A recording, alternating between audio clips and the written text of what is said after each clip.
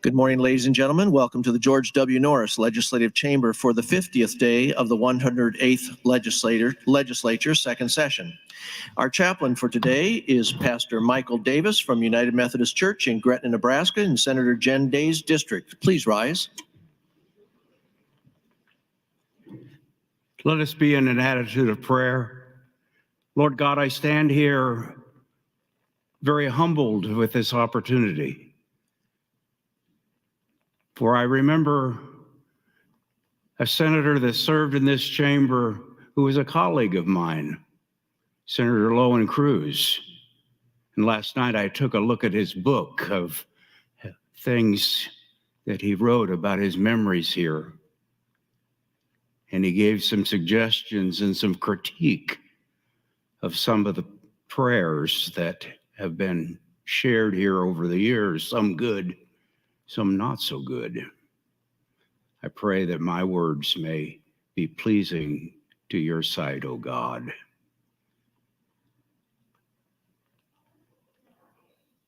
God is good and worthy of our praise and thanks. It is good for us to remember the golden rule this day as these senators look with anxious hearts towards the day of celebrating that this session is finished. I ask that each one here be reminded of the words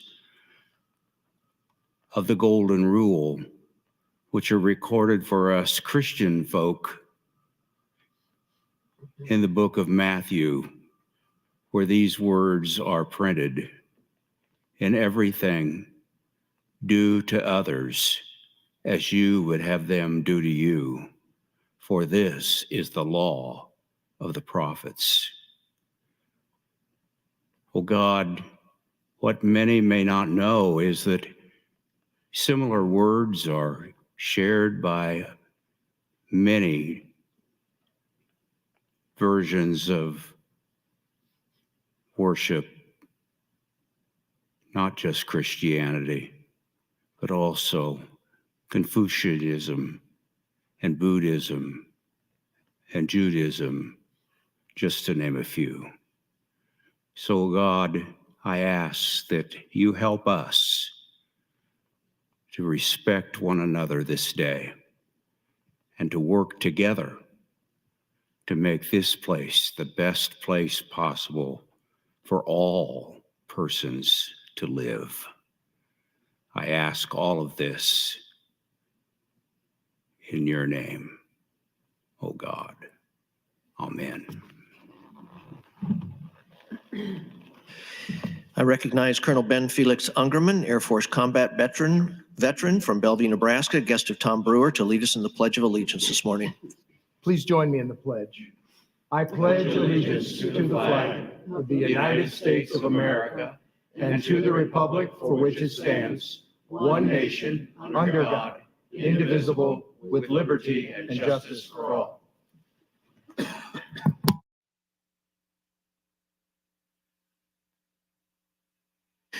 Thank you. I call to order the 50th day of the 108th Legislature, second session. Senators, please record your presence. Roll call.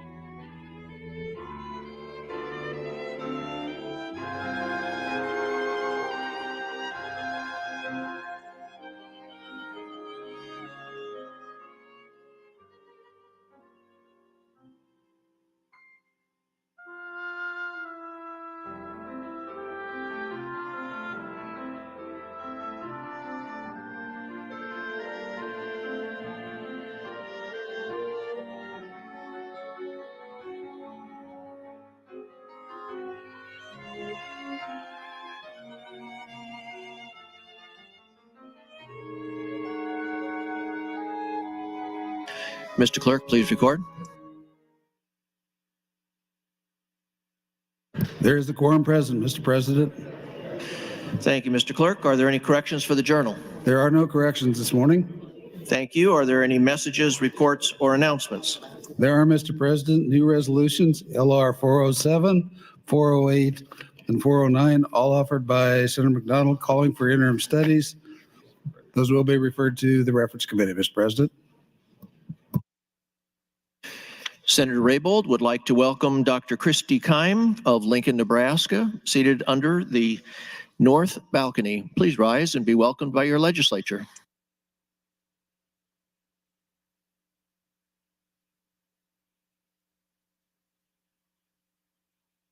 Senator Brewer would like to welcome a guest, Janet Davis from Gretna, Nebraska, and she is seated under the south balcony. Welcome to the legislature.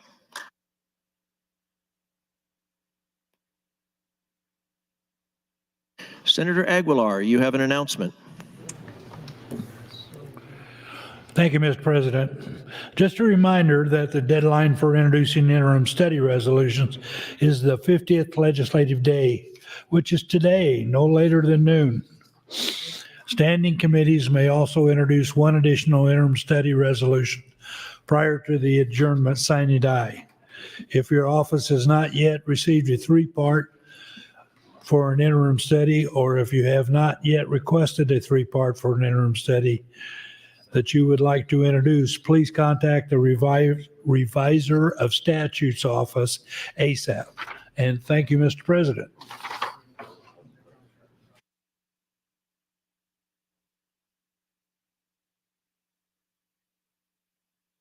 Mr. Clerk, we will move to final reading. Members should return to their seats in preparation for final reading.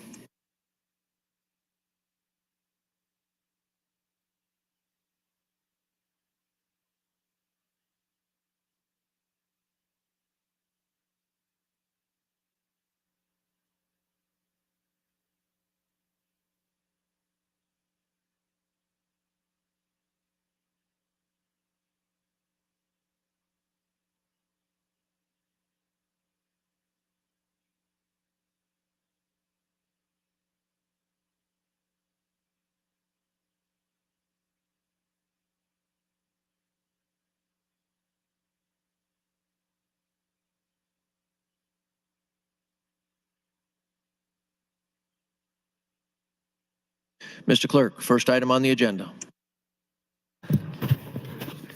Mr. President, the first bill on final reading this morning is Legislative Bill 1412. First of all, I have three floor amendments. FA 261, 262, and 263, all offered by Senator Clements. All have notes that he wishes to withdraw those. Without objection, so ordered. In that case, Mr. President, Senator Michaela Cavanaugh would move to return the bill to select file for specific amendment, that being strike the enacting clause. Senator Michaela Cavanaugh, you're recognized to speak. Thank you, Mr. President. Excuse me. Good morning, colleagues. I intend to take this the full amount of time this morning. So now that we've returned to select file, I think you have to stay in the chamber, but you don't have to stay in your seat. So there you go. Would Senator Clements yield to a question? Senator Clements, will you yield? Yes. Thank you, Senator Clements. I'm looking at the green sheet, and I'm looking at specifically the page, the last page that has at the top the final reading, ENR final, and then the select file, ENR final. And on the select file, ENR final, it's my understanding that if we were to pass everything that's currently on final and select, we would be in the whole 272 million. Yes, the very top of that page onto the right-hand column, negative 272. And that doesn't take into account the yet to be debated revenue package. Correct. How does that math work? So that means that we will have to find $72 million next year to just be at zero if we pass this budget? If we pass all of those spending items, that's true. Okay. And if we just pass what's on final, we only have 8 million next year.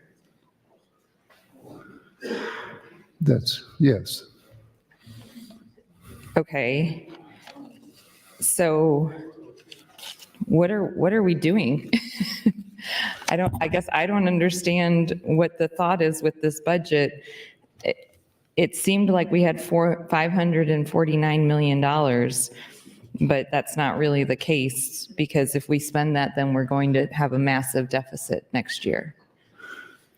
Yes, it's because we've got a lot of spending bills in the hopper, and more than there is available. And when you spend $1 more in this budget in fiscal year 25, then it's actually going to go 25, 26, 27. It's $3.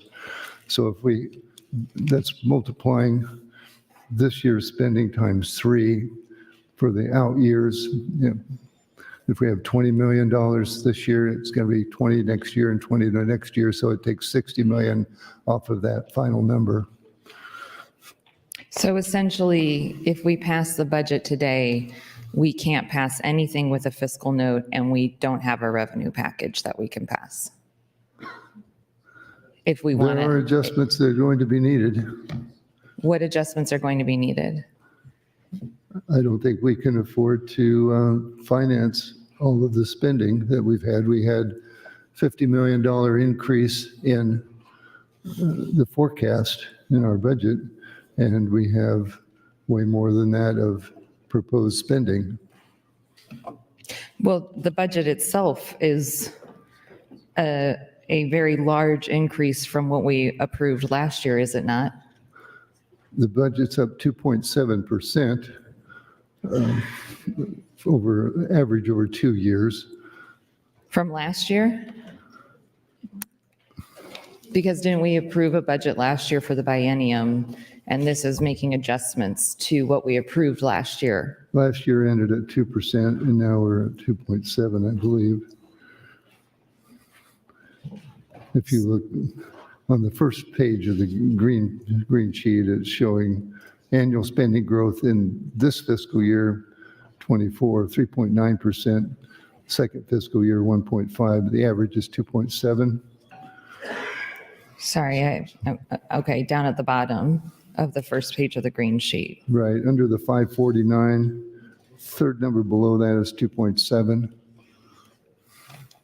So what was the thinking behind increasing our spending this year, knowing that it would result in a deficit next year? We had $250 million worth of requests in 59 bills, and we approved almost none of them. We approved some. We had provider rate increases, probably was the most in-demand item, but we held the line, held spending down from what we had requested. It could have been a lot worse. So what is the expected impact of the revenue package then? That's somebody in the Revenue Committee. I haven't had a briefing on that yet, and so I'll defer that. So, but there are things in the budget that are expenditures that are essentially for projects that are not state projects. They're private entities that we are funding. Why are those? Why did the Appropriations Committee agree to approve those, but not agree to approve spending in actual government services? I would have to have specific examples. I don't Cedar, remember. Madonna Hospital, those are specific examples. The Appropriations Committee deemed it appropriate to fund those two private organizations, but we don't have enough money to fund an increase in childcare subsidies or SNAP or housing. I mean, I can go on and on for government programs. Madonna of Lincoln got $5 million, let's see, of cash reserve, not general fund spending, and $5 million of ARPA dollars. So none of the Madonna is in general fund spending. But that money could also have been used for other things that are state programs. One-time items, not ongoing items. Okay. Yeah, like maybe water at the prisons. That'd be a one-time item. Yeah, the York Center, yeah, it says Yes. one-time item. That's That a is- cash reserve item. Yeah. Okay. So you're not concerned about the deficit number on the green sheet for if we pass bills? The speaker and I already had a brief conversation this morning that there's way more spending than we have available, and there's going to have to be some corrective actions taken. But so far, we have to wait and see what all the bills come forward. Okay. So you are concerned? Yes, Okay. I'm planning to speak on a few of the items on the agenda today. So essentially, what I'm seeing here on this budget is that the Appropriations Committee exclusively decided what we would be spending money on. And everything else that's on here on the floor is essentially a pipe dream that the rest of us worked on all year, Well, introduced, prioritized. after the budget was introduced, we did have meetings and did add some other items of high priority with some senators, and some requests were honored and many were not. How did you decide what was honored and what was not? The people who met prioritized items. Well, who met then to prioritize the items? How does one get a seat in that room? The speaker invited me and invited other people. 1 minute. Who else was invited to decide how we were spending our money? Senator Wayne, Senator Conrad, Senator Wishart were there, Senator Linehan and myself and the speaker. That meeting happened after we had already begun debate on the budget. So that meeting determined what we actually can pass beyond just the budget? Well, those items were put forward in an amendment and they were approved. What were those items? I had a handout of that, probably eight items, but I don't have that list handy. You don't recall what those were? No. Okay. Madonna was reduced was one item. I think it went from 10 million to 3 million. That's what it was. Time, Senator. Thank you. Thank you, Senator Clements. Senator Conrad, you're recognized to speak. Thank you, Mr. President. Good morning, colleagues. I rise in regards to two items on our agenda today that are, well, maybe three, that are definitely interrelated and relevant to this discussion. And we have before us the first two items, the budget bills on final reading this morning. You'll see later on your agenda, there's a really important measure emanating from the Retirement Committee. That's LB 196 regarding doing what's right for our state troopers. And we have had vigorous debate in the Retirement Committee about making appropriate adjustments to help honor the sacrifice of our men and women in the State Patrol, their families, and ensuring that our retirement package is as competitive as it can be to ensure recruitment and retention. And I will tell you that Senator McDonald, myself, Senator Vargas have been working very, very hard to make the case along with our state troopers about the need to pass this legislation. And unfortunately, it has been met with a great deal of opposition by Senator Clements and other members of the committee who claim that we can't afford to do the right thing for our state patrol officers. And I see that Senator Clements has actually filed an amendment on LB 196, I think, to further weaken an already weakened amendment that was attached to 196 to try and get it moving today. So I see Senator Clements is moving down the aisle, but I'm hoping that he might yield to some questions as he returns to the mic. Sorry to catch you mid-stride, Senator Clements. Mr. President, I'd like to ask Senator Clements to yield to a question, please. Senator Clements, will you yield? Yes. Thank you, Senator. I see that you filed an amendment to LB 196, which I know you're familiar with as your membership on the Retirement Committee. Can you tell me what your amendment seeks to do in that bill? The state currently contributes 16% to state patrol retirement plan. The committee voted out a 24% share for the state. I voted no. I'm requesting to reduce that to 22%. The officers have been at 16. They wanted to drop to 8. The committee voted 10%. Mine would be a compromise, 12% and 22% shares. And you're doing that because you believe, based on your actions before the body today, that everything contained in the budget is more important than meeting our obligations to our state patrol? Mainly that they received a 22% pay increase July 1 last year, and 5% more is coming this July 1. And that more than covered the 16% that they have taken out of their pay.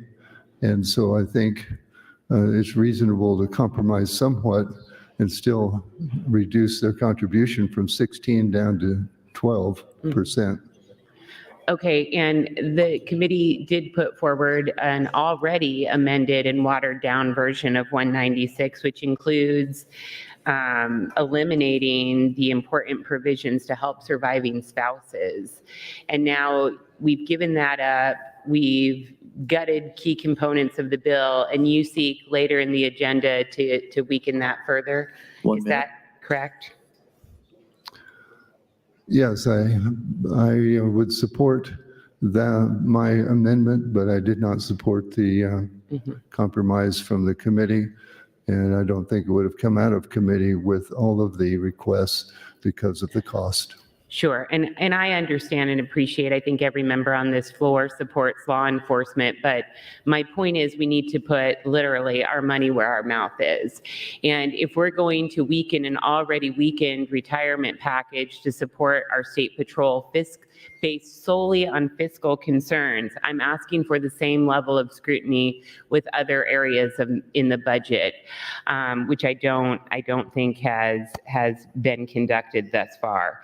I also wanted to highlight how important this measure is and how vigorously I and hopefully others will be fighting against Senator Clements' amendment and any other attempts to undercut a very, very modest approach, Senator, for our state patrolmen. Thank you. Senator Linehan, you're welcome to speak. Good morning, Mr. President, and good morning, colleagues. I'm going to support the budget and support the Appropriations Committee. I am very grateful for the way Chairman Clements has handled the Appropriations Committee. I remember 3 years ago, so that would have been again at the end of a short session, the appropriations bill came to the floor, and there were priority amendments filed by one senator. No one in the body, except that senator and whoever he yielded time to, got to speak on the budget or file an amendment to change it at all.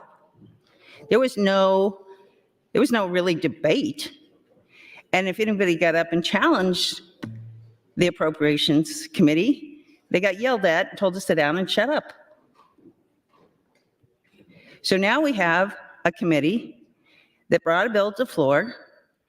There were adjustments made. People could do amendments. We had real debate. I don't want to go back to where they like hide the ball and we don't know what's going on and you have to vote for the budget, because until this passes, nothing else can happen. Like, the budget goes first and then anything else follows it.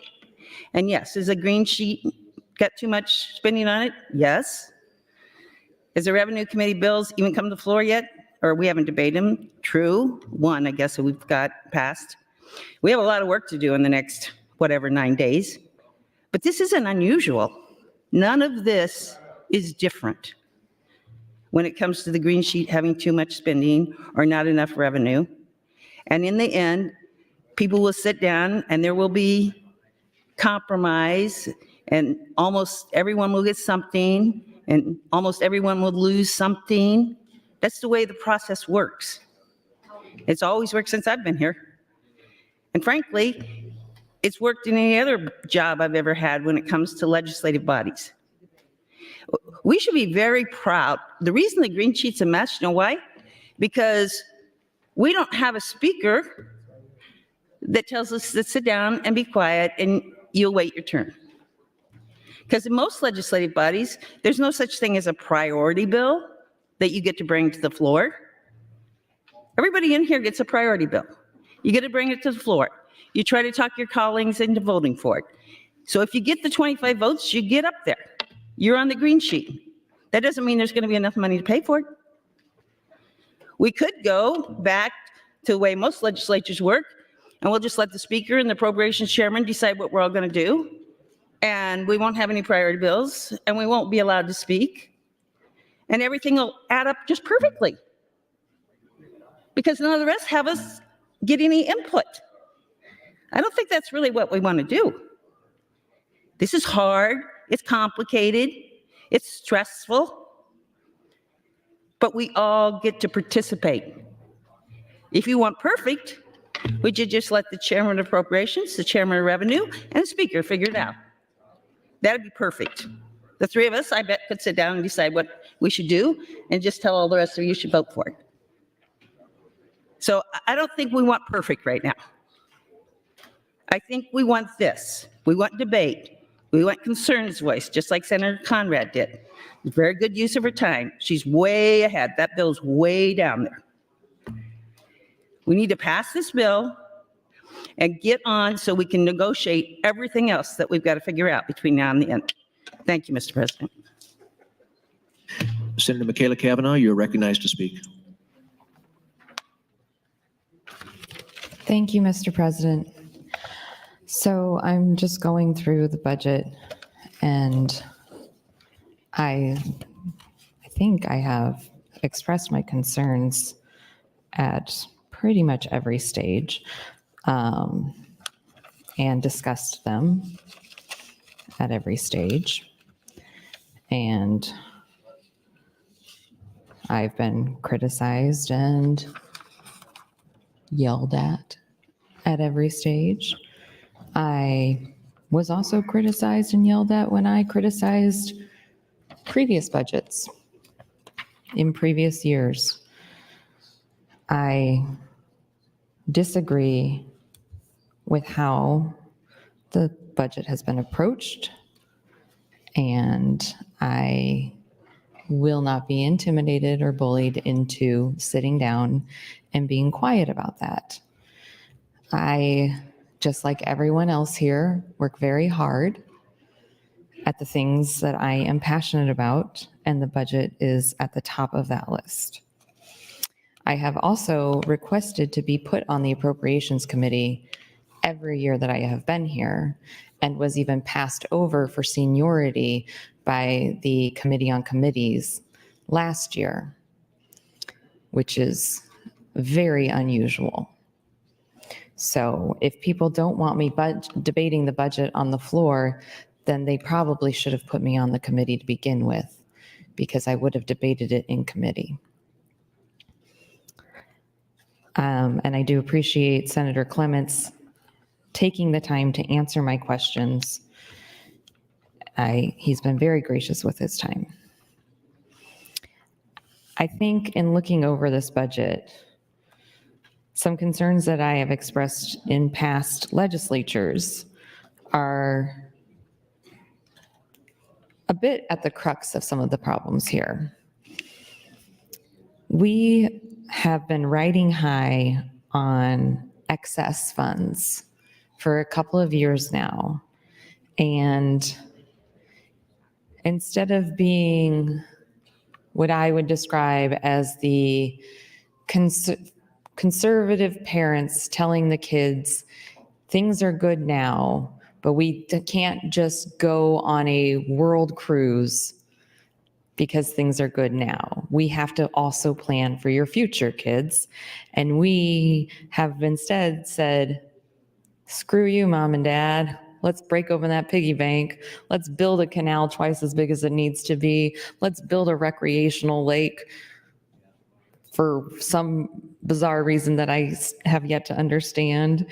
Let's just take the hundreds of millions of dollars that could be going into economic development in our poorest communities and, make a recreational lake. Why not? That makes sense. Let's make people fight for every penny to feed kids while we build a recreational lake. So yeah, I disagree with the budget. I also disagree with one-time rating of cash funds to make it work. We don't have to pass this budget. This is an adjustment. We have a constitutional responsibility to pass a budget. We did that last year. This is a budget adjustment. And it is a budget adjustment that is loaded down with other expenditures. This isn't purely just adjusting for things that we passed last year. This is adding to it. And frankly, that all should have been a fight on the floor, not in the adjustment package. If we want to do things in a more transparent way. And I don't think that saying that things could be done worse is a great argument for doing them poorly to begin with. Well, this might not be the best way to do it, but it could be worse. It's not really an argument that sways me personally. So as I said, I am going to be taking the full amount of time on the budget this morning. And if people want to get on the mic and criticize me, obviously that's your prerogative. People really love to criticize me in this legislature. So please have at it, but that's not going to stop me. Senator. Thank you. Senator Wayne, you are recognized to speak.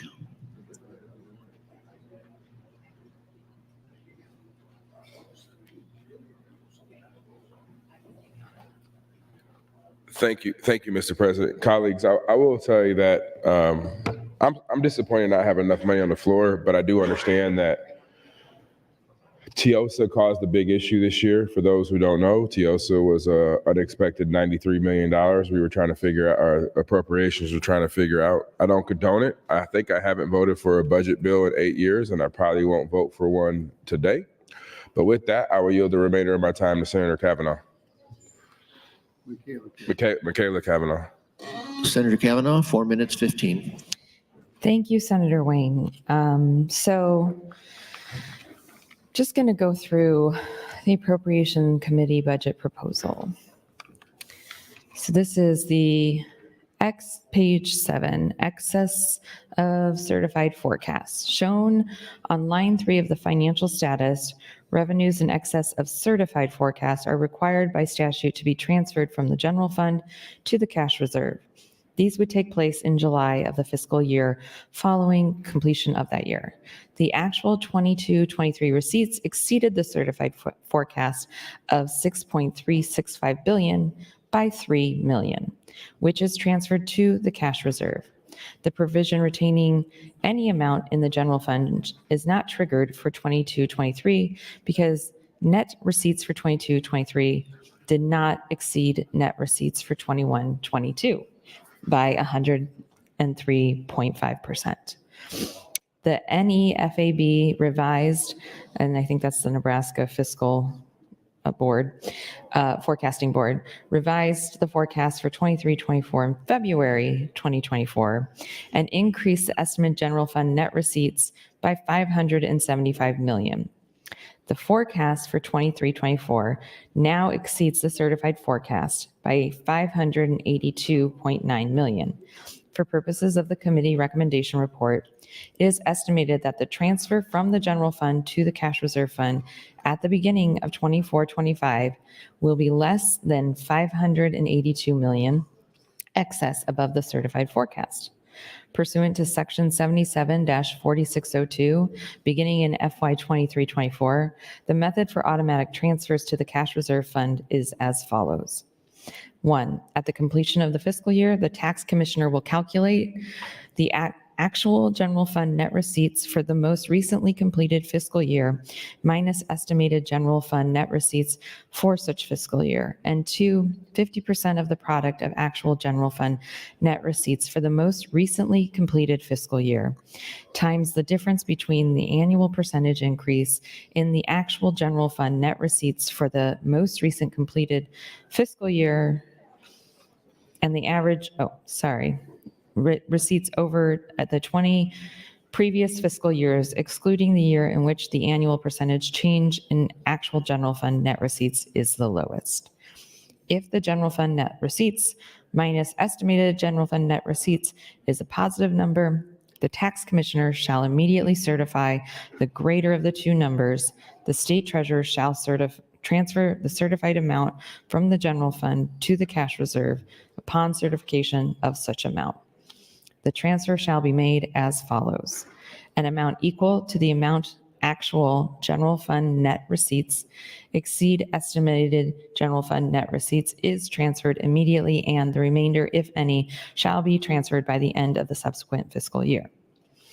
If 1 minute. Thank you. If the transfer causes the balance in the cash reserve fund to exceed 16% of the total budget, general reserve expenditures for current fiscal year, such transfers shall be reduced so that the balance of the cash reserve fund does not exceed such amount. I am almost out of time. I have one more time in the queue, and if I run out of times, then we will go to a vote on this, and I have a motion to reconsider, and we will carry on. So I will take time if people want to yield it to me, or we will go to votes to take more time. Thank you, Mr. President. Senator Mosier, you're recognized to speak. Thank you, Mr. President. I was wondering if Senator Clements would answer some questions. Senator Clements, will you yield? Yes. Good morning. We were just talking before about how this budget system works, and because something is in the budget, does that mean it's absolutely that money is absolutely going to be spent? No, there are agencies that estimate their expenses and then they end up not spending it all, and there is money left over at the end of the budget cycle usually. You have A-bills factored into here that have not passed yet, right? That's right. So if those A-bills don't pass, then they're not going to be in the budget. That's correct. So the budget is a framework. It kind of sets up the maximum amount that we could spend. But a lot of other things have to happen before that money actually is locked in. Yes, the green sheet is taking into account every bill that's out there with spending in it, and some will pass, some won't pass, and until they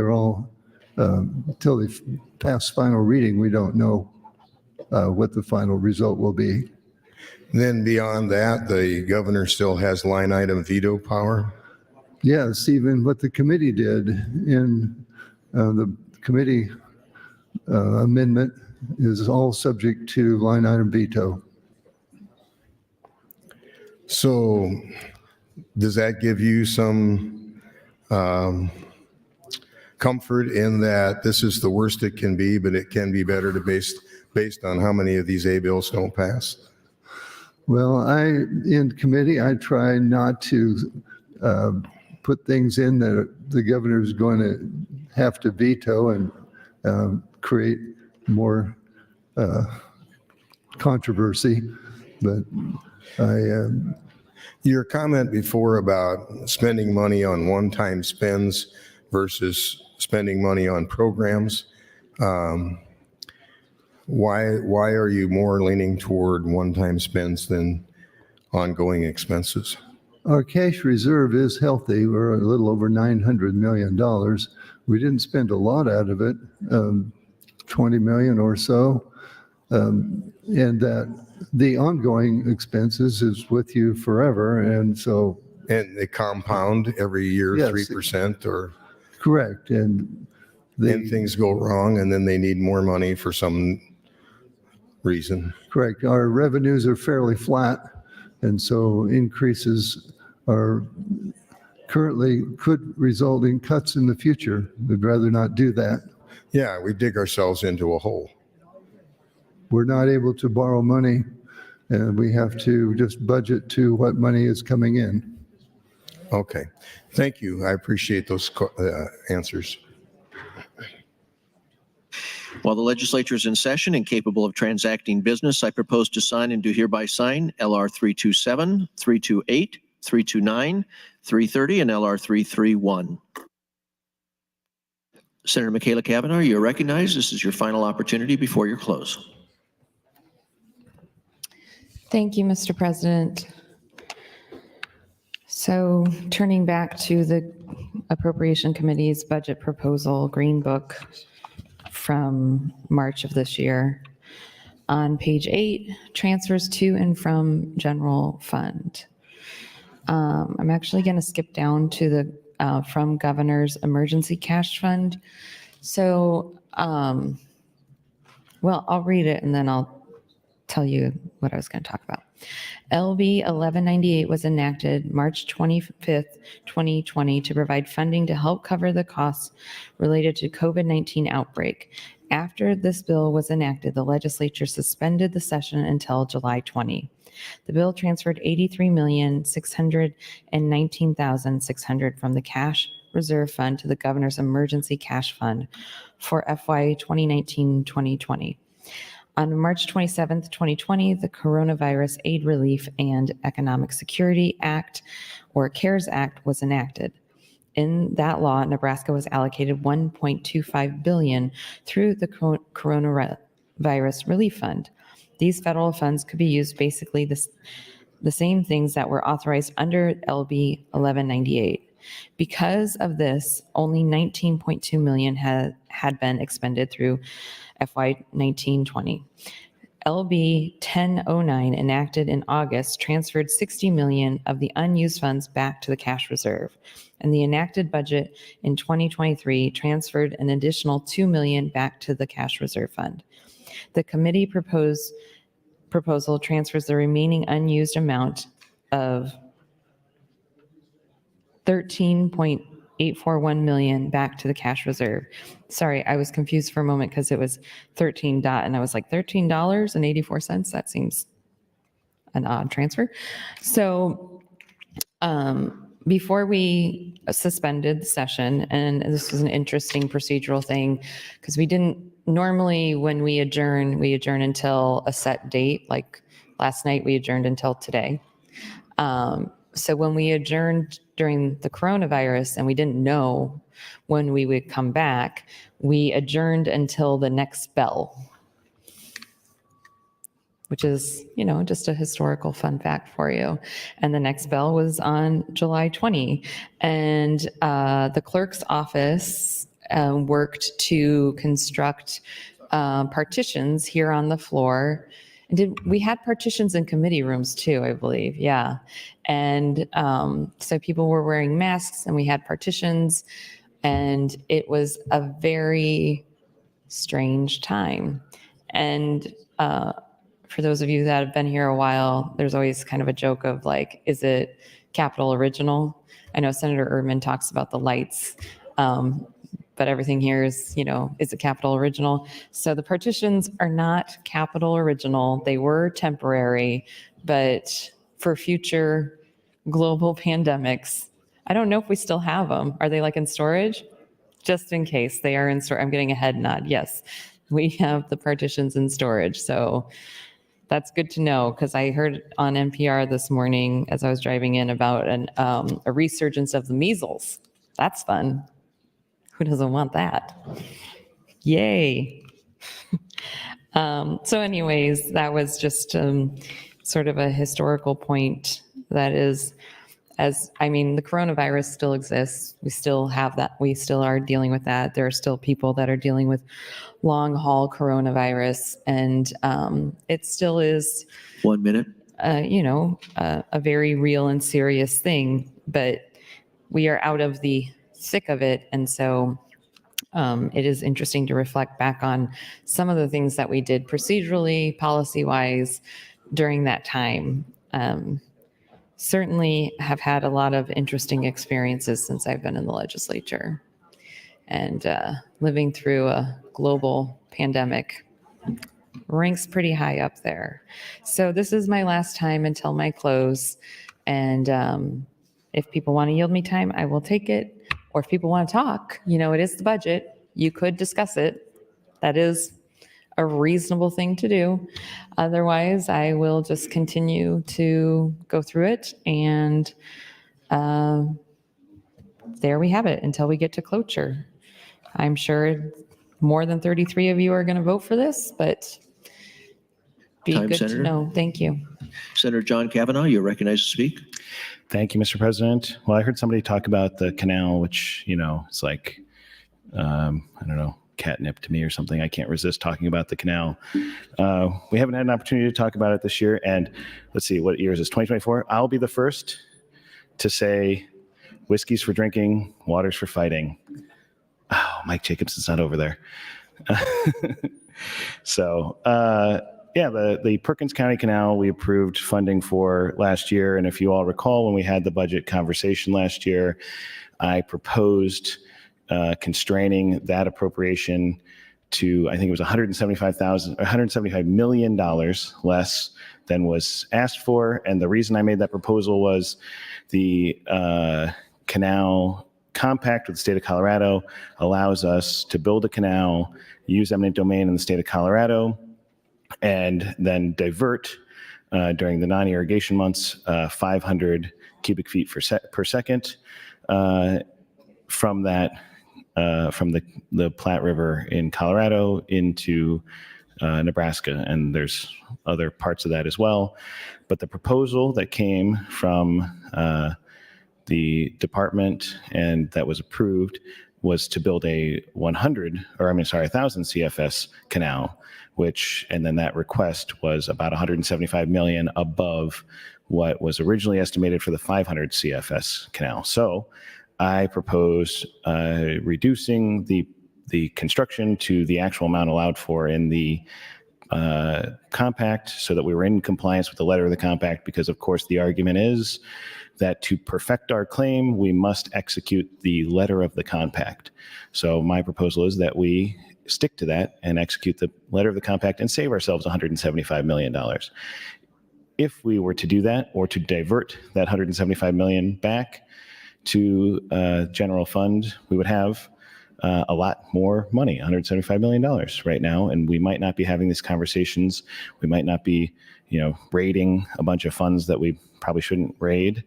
Funds that are paid by user fees. We could raid this fund, which is the Perkins County Canal Fund, still build a 500 CFS canal, still build the reservoirs that we're talking about, but have $175 million more either in general fund for use for other expenditures, or for putting into our cash reserve and shoring up the future, because ultimately we're facing this cliff effect of decrease in revenue because of the tax cuts we passed in the last couple of years that have not fully gone into effect.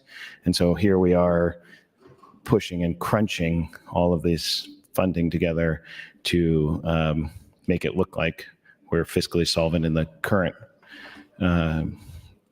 fiscal cycle. And those chickens are going to come home to roost. But again, we have that fund with $175 million more than is necessary to execute what we are our stated objective is. And so I've proposed that in the past. I'd certainly be willing, if we voted on it last year, it didn't get more than a couple, I would think like a dozen votes or something, to make that change. So everybody agreed that they wanted to build a bigger canal. I think at the time I called it the Cadillac Canal as opposed to the Economy Canal. So my proposal was not one that would have prevented us from building the canal. It was not one that would prevent us from building reservoirs. It would have just made the canal actually comply with the compact. And again, $175 million. So I know everybody looks at, thank you, Mr. President. Everybody looks at these expenditures and says, oh my goodness, $100,000 on, this project, or I'm trying to remember what Senator Dungan's priority bill was. The prenatal postpartum had to, work to get the fiscal note down on that one. We all work to get our fiscal notes down to the most bare bones we can so that we can do these things in the most economical way, the most conservative way to save the taxpayers' money and still serve the goals that are stated. And in this one, we have a pretty glaring opportunity to save the taxpayers in Nebraska $175 million and still get the thing that we said we need and that we told the taxpayers we were giving them. But we're going to spend an extra $175 million to build it 1,000 cubic feet per second, which will not be used most of the time. So that's just one option on the table. I think the other Senator Kavanaugh bringing it up, giving me the opportunity to talk about it now. Thank you, Mr. President. Senator Vargas, you are recognized. Thank you very much, Speaker. Colleagues, I wanted to rise to talk a little bit about the mechanics here of the budget and what is coming ahead for many of us, not only for the tax bills and for all your A bills. I do want to take a second and step back because, and I know a few people, including Senator Linehan, brought up what this was like previously. I want to make sure to provide clarity for the body on different circumstances during different times and the reasons why we did different things. In our first few years here, in my first few years, 2017, 18, in particular, 19, when we had a lot fewer in terms of revenue, for the revenue that was coming in, and we were seeing projected shortfalls, we were being asked as an appropriations committee to do a lot more cutting back on the current budget and the incoming biennium budget. The rationale behind that also meant that there was coordination with the speaker at that time and our previous chair, Stinner of Appropriations, to make sure that anything that came to the floor, we're protecting the budget as much as possible because, and nothing against any of my previous colleagues or current colleagues, everybody on this floor has something that they may care about, an issue that matters to them, that costs money when you're trying to increase funding for it. And when we do fight for it, that's money off the top when we talk about our budget. So in those past years, protecting the budget was trying to protect the bottom line so that we had a balanced budget and weren't overspending. That was the impetus behind not touching the budget in those past years. To Senator Clement's credit, and partly because of circumstance, we had a little bit more money last year. People could bring amendments to the budget, and there was more negotiation on the floor. But in past couple of years, in the 2017 to 2020, we didn't have that flexibility, and so that's why it was protected. Those were years where we also didn't have amendments coming on, and we made it a super priority. It was different circumstances. However, there is a similar circumstance here, and I just want to make sure everybody continues, because I know Senator Moser was asking these questions. Passing this mid-biennium budget adjustment puts us on what the green sheet is at $62 million at the end of the biennium 26-27. It looks like we have $549 million for this year. And when all of the tax cuts that we passed, some of which I voted for, most of which I voted for, are going to go into effect, we will be left with $62 million at the end of this next biennium, if we do nothing else. The reason why I state that is after we pass the budget, every single A bill that is passed, I really want people to make sure that they are thinking very value judgment. Which A bills and which bills are the most important in regards to the work that needs to be done here? What are we saying is our priority in terms of things? And I say that knowing that there are bills that each one of us have that cost the general fund obligation, that will be expensive. Senator Conrad brought up a great example with LB 196. We have an obligation, in my personal humble opinion, to make sure we're funding retirement, pensions, and state patrol. This is a priority. Should have fully funded it in the current form which it was introduced to the retirement committee. This is something that we should have been working around rather than it being something that we're considering and continuing to cut back on. Every single A bill that we currently have on the floor, whether or not it is or is not yours, is going to add on to general fund expenditures. And if there are new expenditures that continue on, they will lower the $62 million in 26-27. I'm not standing up here to necessarily defend every single action of the budget. What I'm telling you is the current state of affairs in which we are currently in.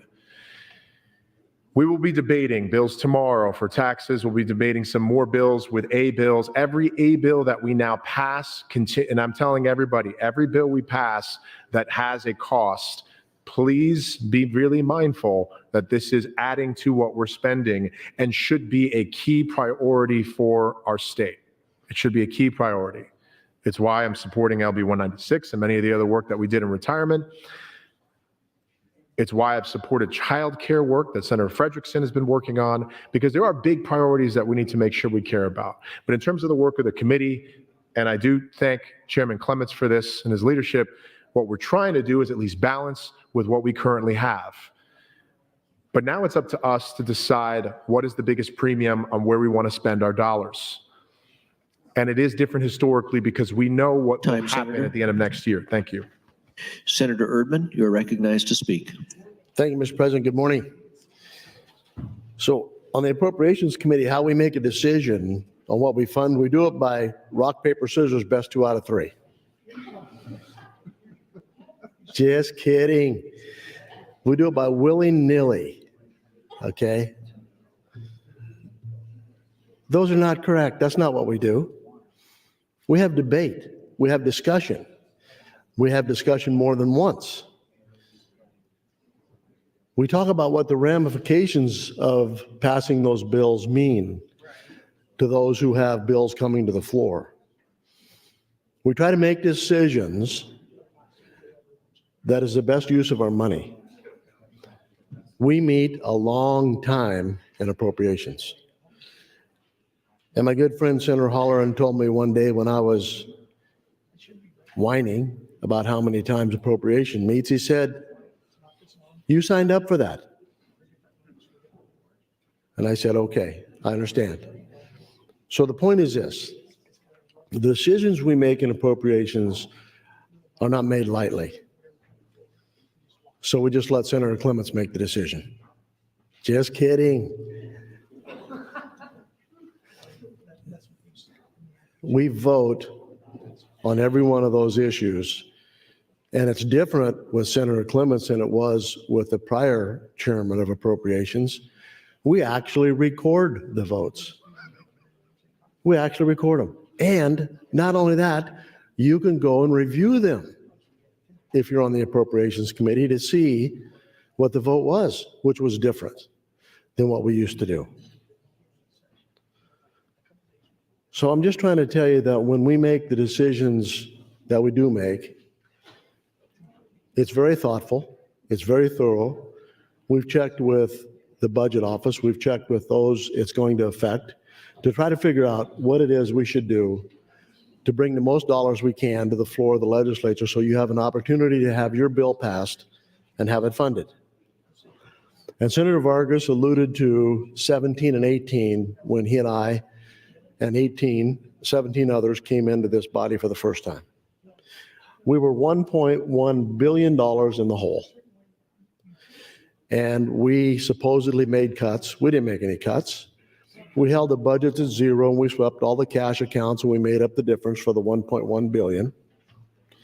And when that budget came to the floor, because agriculture wasn't doing well and we're an agricultural state, I put in an amendment to the budget to adopt the prior year's budget, which was $250 million less than the one that they had proposed. Got about 45 minutes debate one night late when it was dark in here. The question was called. I got 19 votes.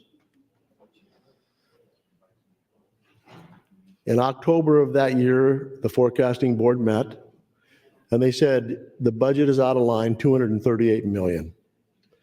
So we came back in 18 and did another budget because we were over expended. We have seen it all in the last 8 years, the good times and the bad times. Last year, we had a significant amount of cash to try to distribute. We had over 100 bills requiring or requesting revenue or appropriation. That was a difficult session because we had to make some tough decisions. When you have 4.5 billion requests for $2.5 billion, you got to make some decisions. So in appropriations, we make decisions that affect people's lives. 1 minute. But I'm trying to tell you that we don't do that lightly. The committee, I thought, worked extremely well together this year. We took into consideration each one's comments and ideas, and we thoroughly discussed those, and we came with the budget that you're seeing today. If we pass all of these bills that are on that green sheet and the bills that are up today, there will be significant line item vetoes. Significant. So it'll be up to Senator Clements and the speaker, whoever else decides which get funded and which don't, and we'll have to vote on those. But the situation is that decisions have to be made, and we on appropriations made those decisions, and Senator Michaela Kavanaugh, to get on that seat, to sit in that room, you need to be on appropriations. And I think that the other appropriations members would share the same thoughts that I do. Thank you. Senator John Kavanaugh, you're recognized. Thank you, Mr. President. Well, I thought I might yield some time to Senator Michaela Kavanaugh if she wants it, but I would just quickly, because I can never talk about the canal enough, point out, I just was recalled that we have started purchasing land in Colorado for the canal. I was just pulled up the article from January 2nd. Nebraska Public Media reported on that. And I would point out that I think the purchase of land does not preclude us from still decreasing the amount, because we were told that basically to, make the canal 1,000 CFS instead of 500, probably be digging it deeper as opposed to really that much wider. So that article is about purchasing 90 acres in Colorado. So as a public service to you all, I will look further into how far along we are in this project. I'll reach out to the department and ask them. Probably won't get back to you today, but we'll keep looking into it. But I appreciate the raising the issue. So back on top of looking into it. But again, $175 million. I'm not in the room, Senator Erdman, you're right, but I did make the proposal on the floor. We did have the conversation, debate. We did end up deciding what to do on the floor of the legislature. But we're talking about not having enough money. That's $175 million more than we're spending to do a job that we were told would cost less than that to get the job actually done. So I would yield the remainder of my time to Senator Michaela Kavanaugh if she would like it. Senator Michaela Kavanaugh, 3 minute 25. Thank you, Mr. President. Thank you, Senator John Kavanaugh. Thank you to Senator Clements, who came over to talk to me about the budget and changes to TIOSA. Someday I'll understand TIOSA. Today is not that day. I mean, I understand it sort of theoretically in that my husband makes fun of me when we ever watch sports together, because when they cut to like the sports announcers, I do my version of being a sports announcer, and I talk about things about how like we saw some real athleticism there and some teamsmanship and sportsmanship, and they were running and jumping, because I feel like all they say is kind of gibberish to me. That's how I feel about TIOSA. TIOSA has levers and mechanisms and takes into account variations and variables, and it just sounds like just words, like a word salad. But there was changes to the TIOSA calculation because there was an increase in expenses. and everything costs more now. It's the reality of a post-pandemic world, is everything costs more. So anyways, thank you to Senator Clements for coming over to talk to me. I appreciate it. And I appreciate your willingness to have lots of conversations with me about the budget. I think that the budget is such an important thing that we should be talking about it more. And we should be questioning how things are done. And I don't think that questioning necessarily means that it's disrespectful. If it is, then you all question me constantly. So what does that say? I have to answer a million questions, and then I have to answer a million more. I've never passed a single thing in this body 1 minute. without having to account for almost every word that is in the bill that I am passing. So for me, questioning is natural because that's how you all have naturally interacted with me. So I guess I don't think that it's disrespectful to ask questions. And thank you, Senator Erdman. Yes, the way to have a seat in the room is to be on the Appropriations Committee. As I have stated, I have wanted to be on the Appropriations Committee for 6 years, and I was passed over my seniority last year, which is unheard of and inappropriate. And the people that are calling me out for questioning the budget are the very people that did that to me. So if you didn't want me questioning it on the floor, you should have put me on the committee. It's that simple. But you didn't want me questioning it in committee because you don't want that accountability. And you know that wherever Time, you Senator. put me comes accountability. Thank you, Mr. President. Senator Vargas, you are recognized. Thank you very much. Thank you to Chairman Clements for what hopefully seems like a good conversation with Senator Kavanaugh. A couple of things I wanted to make sure to talk about here. Historical amount of money available for the floor. I want to thank Senator Walz for getting this pretty quickly. So as everybody is figuring out how much money that we normally have here for the floor, I want to paint the picture of 2014. 2014, when the Appropriations Committee came to the floor, there was 91 million available for the floor. 91 million available for any bills, tax bills, anything whatsoever in terms of money available to spend that is extremely peculiar given the circumstances that we currently are in now. 2015-16, that amount continued to go down. But in 2017, my first 3 years in the Appropriations Committee, 2017 to 2019, these are the amounts that we left for the floor. 3.5 million in 2017, 600,000. What, 600? And then 2 available in millions. So we're leaving at 6 million, 20 million, 2018, 6 million, 2019, 20 million. This amount that we were leaving the floor are in unprecedented low numbers and should tell you, and this is really similar to the situation what we're currently in right now, which is please be very, very mindful of the general fund obligations that you're spending and what we're choosing to spend. And also that this next year, when I will not be here, costs for everything continue to go up. Costs for doing services, for provider rates continue to go up. Higher education continues to go up. Education K through 12 continues to go up. It's our obligation to make sure we're meeting the demands of employer needs, both in terms of both salaries and in terms of rates that we set and we put into the budget. And so I just want us to all be mindful of the amount of funds that we have historically had and how much we will be putting towards looking into the future for future growth with both inflation, cost of living, and making sure we're retaining our workforce. Thank you very much.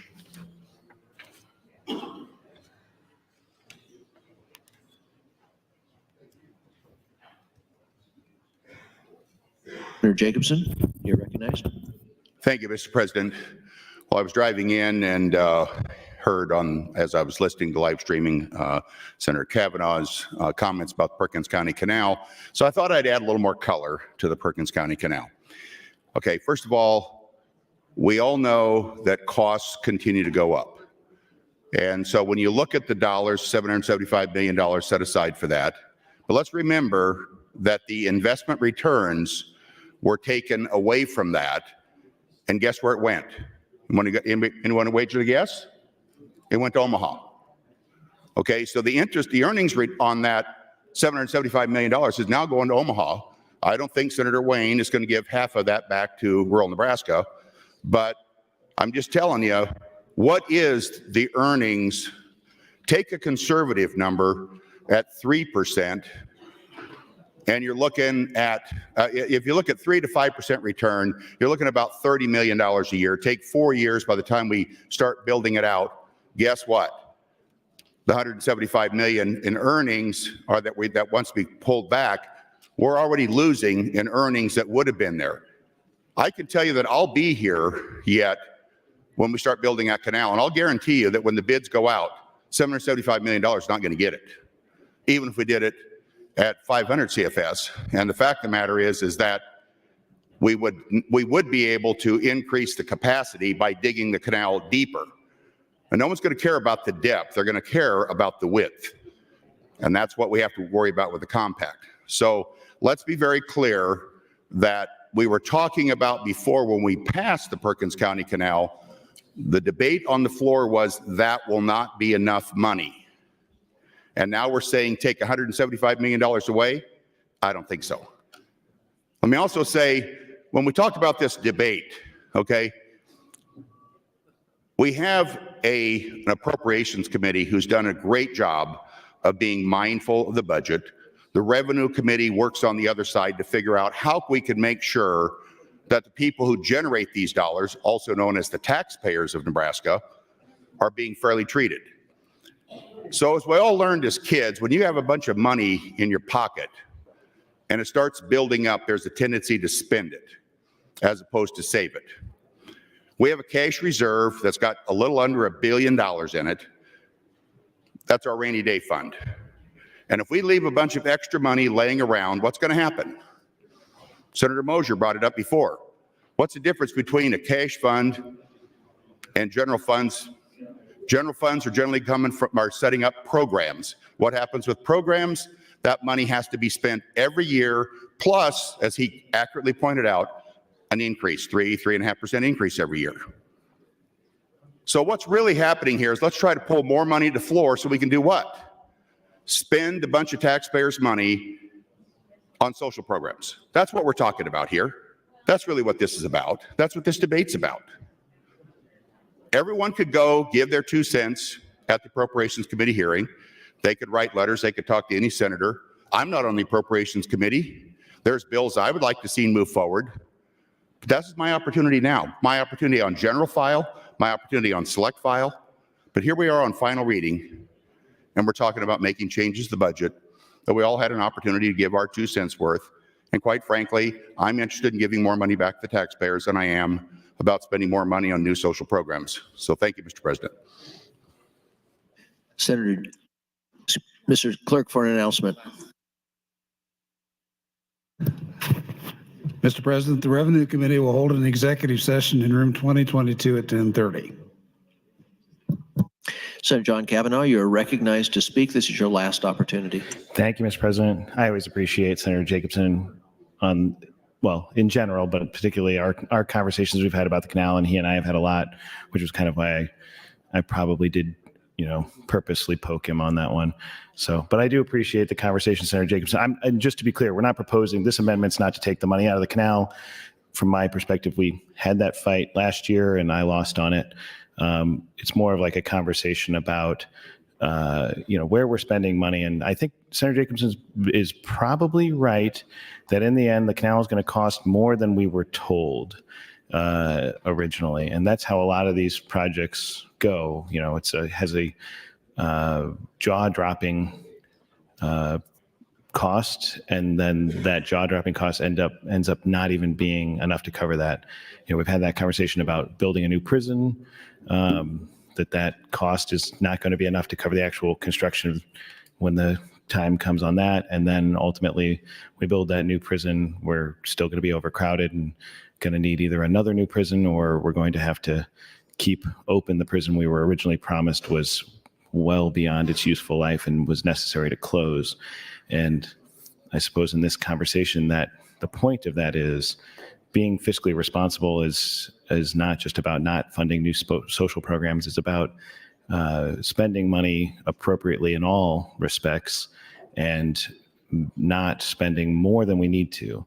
I think Senator Jacobson's right. The conversations I had originally was that the ask was 500 million, and then the appropriation was 775 million for, it was 500 million for 500 CFS, and then it was 775 million for 1,000 CFS.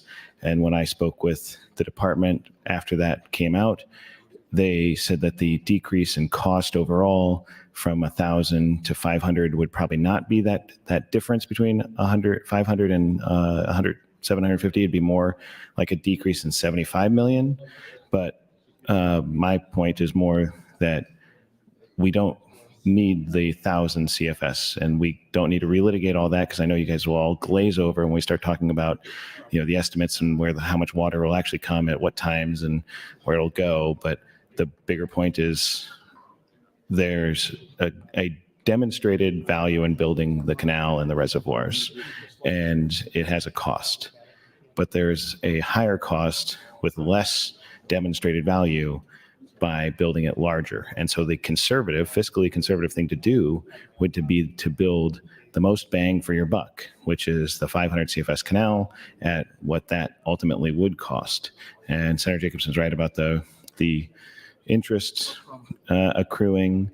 But when we're talking about a fiscal crunch that we're facing here and the fiscal crunch that's reflected in the budget we're discussing, I think it's important that we talk about these other places where we're spending money in a more, unnecessary way. Large sums of money, $775 million more if we were being in the conservative estimate. So that's why I brought this up. We're not actually talking about relitigating at this point. I was, of course, hoping Senator Jacobson would say whiskey's for drinking and water's for fighting, but I'll just say it a second time just to make sure it's reflected. And if I have any time left, I would yield it to Senator Michaela Cavanaugh if she wants it. Senator Michaela Cavanaugh, 1 minute 15. Thank you, Mr. President. Thank you, Senator John Kavanaugh. Yes, I'll take anybody's time if they want. Otherwise, we can go to a vote. But then everybody has to come back and vote. So, so yield me time, or 1 minute. Don't yield me time, I guess.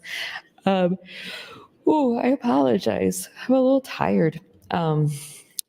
My youngest was up very late last night. Well, late for a 5-year-old. And he did not want to get up this morning either. So just, running on coffee this morning. So I do want to, but I don't think I have enough time in this 1 minute. I do want to talk about something that Senator Erdman brought up, which is the committee statement and the votes on the committee statement, because I have always been a longtime proponent of that those votes should be recorded out. And I was often told that that's just how they always did it. And I honestly always disagreed with that. I didn't think that that was appropriate. I wanted to know. I'm sure the public wanted to know. Senator. Thank you. Senator Conrad, you are recognized to speak. Thank you, Mr. President. Good morning, colleagues. I know that we have such a compressed amount of time on the mic as we're trying to cover a lot of different points in the debate and talk about some of the substantive issues that are before us in the measures, and then later in the agenda or later this session. And I know that my friend Senator Jacobson perhaps was a bit exuberant in some of his comments earlier, but I just wanted to rise to clarify that one of the issues that I'm most concerned about in relation to the budget and in relation to other agenda items that we have before us today is ensuring that the State Patrol has an ability to live with dignity in retirement, and that they have a competitive benefits package to ensure that we can recruit and retain the troopers that we need to advance our shared public safety goals all across the state. I can also tell you that being a member of the retirement committee, and you all know this from your jurisdictional committee assignments, some committee hearings really resonate, really draw the policymakers in. Sometimes the case that people are presenting isn't that compelling or perhaps isn't ready for prime time. But I can tell you without hesitation, and you can ask my colleagues who serve on the retirement committee as well, or go back and look at the video or the transcripts yourself. We had not only the original legislative hearing on the measure LB 196, but we also had interim studies to look at what we could do to advance these important measures this year. And the hearings that we had, including the interim study hearings, were probably amongst the most compelling committee hearings that I've been a part of now in my 10th year in the legislature. And we heard brave men and women and their representatives and their family members come in and talk about how they put their life on the lines to advance our shared public safety goals for years.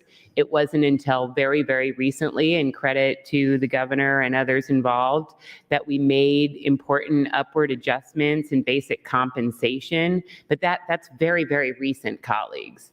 That's not benefiting the folks who served with honor for many, many, many years, and their sacrifice and their family sacrifice. So we can't just point to recent raises and say, that takes care of everything in the State Patrol, because it actually doesn't. And making sure that that public employees, and particularly first responders, can live with dignity in retirement is not a social program. It's not. And I know my friend Senator Jacobson didn't mean that when he got on the mic, but I wanted to be crystal clear about that point, because it's not. It should be a shared priority of this body. And it should be reflected in our priorities as we figure out how to balance budgetary issues and competing considerations in the waning days of this session. This is an easy one, folks. That should have been up and out early and already sitting on final reading. And we need to get to it today. And I'm going to be moving around. If Senator Kavanaugh is not willing to yield the floor and take a vote to this, as is her prerogative, I'm going to use this time to come around and visit with you, my colleagues, to see if you'll help us oppose the Clements Amendment on 196, and perhaps oppose the committee amendment as well, and go back to the original ask that our state troopers and their surviving spouses asked us to consider, so that they can live with dignity after sacrificing so much. So you might want to pull up LB 196 on your gadgets, or ask your staff to bring in a hard copy so that you can learn about the bill. You can look at the very modest fiscal impact on the fiscal note. And I'm going to use my time constructively to see if we can't get enough support to move that in its original form later today. Thank you, Mr. President. Senator Walls, you are recognized. Thank you, Mr. President. Good morning, colleagues. I'm not going to speak too much about the budget. I'm still listening. I will say that I am a little surprised that out of a $6.5 billion budget, we have only $23 million to spend on the floor for A-bills. I was a little taken back. I'm going to ask Senator Jacobson to yield to a question. But I think that we need to be very careful when we talk in general about social programs. We have a lot of good legislation that we could think about funding. So if Senator Jacobson would please. Senator Jacobson, Yield will a you question. yield? Absolutely. Can you just define what you mean by social programs? Well, let me be clear on what my statement was on the floor. We had every bill that came to the Appropriations Committee that had a funding need, and they looked at that bill, and that committee's made up of Democrats and Republicans, and they came out with a budget. And so what I'm saying is the additional 175 million would be used for social programs that people want to bring. I'm not saying that social programs are bad. I've been a part of a lot of bills that include social spending, and there's a lot of social spending that we're doing in the budget now. So I'm not opposed to spending on social bills that are important to the state. I'm just saying that the Appropriations Committee's made their decisions, they've made their recommendations, they've heard all the bills, they had the benefit of all the testimony. It's a balanced committee. There's people from the 3rd Congressional District, 2nd Congressional District, 1st Congressional District, Democrats, Republicans. They heard all of the testimony. They came with these recommendations. We all had an opportunity in a general and select file to bring our changes, and here we are on final reading. Senator So that's all I'm saying. Okay, I just wanted to know if you would define social programs. Well, when you start any new program that is going to be involved in some kind of spending that involves social services, that's what I would consider social spending. And my concern is we always have to be mindful of who's paying the bill, and it's the taxpayers, and what are they asking for, and would they be okay on us spending their money in that way? We have a lot of really good pieces of legislation that have A bills that deal with workforce, education, first responders, school safety, all kinds of great bills. Would you consider those as social bills? Some of those would, and every one of them went before the Appropriations Committee. All right. Thank you for clarifying that, Senator Jacobs. I yield my time back. Senator Wayne, you are recognized to speak. Thank you, Mr. President. Colleagues, I want to engage in this, but I have a bill that is up today, and people are coming up to me addressing new concerns that they haven't talked about before. So that's always fun. So I yield the rest of my time to Senator Michaela Cavanaugh.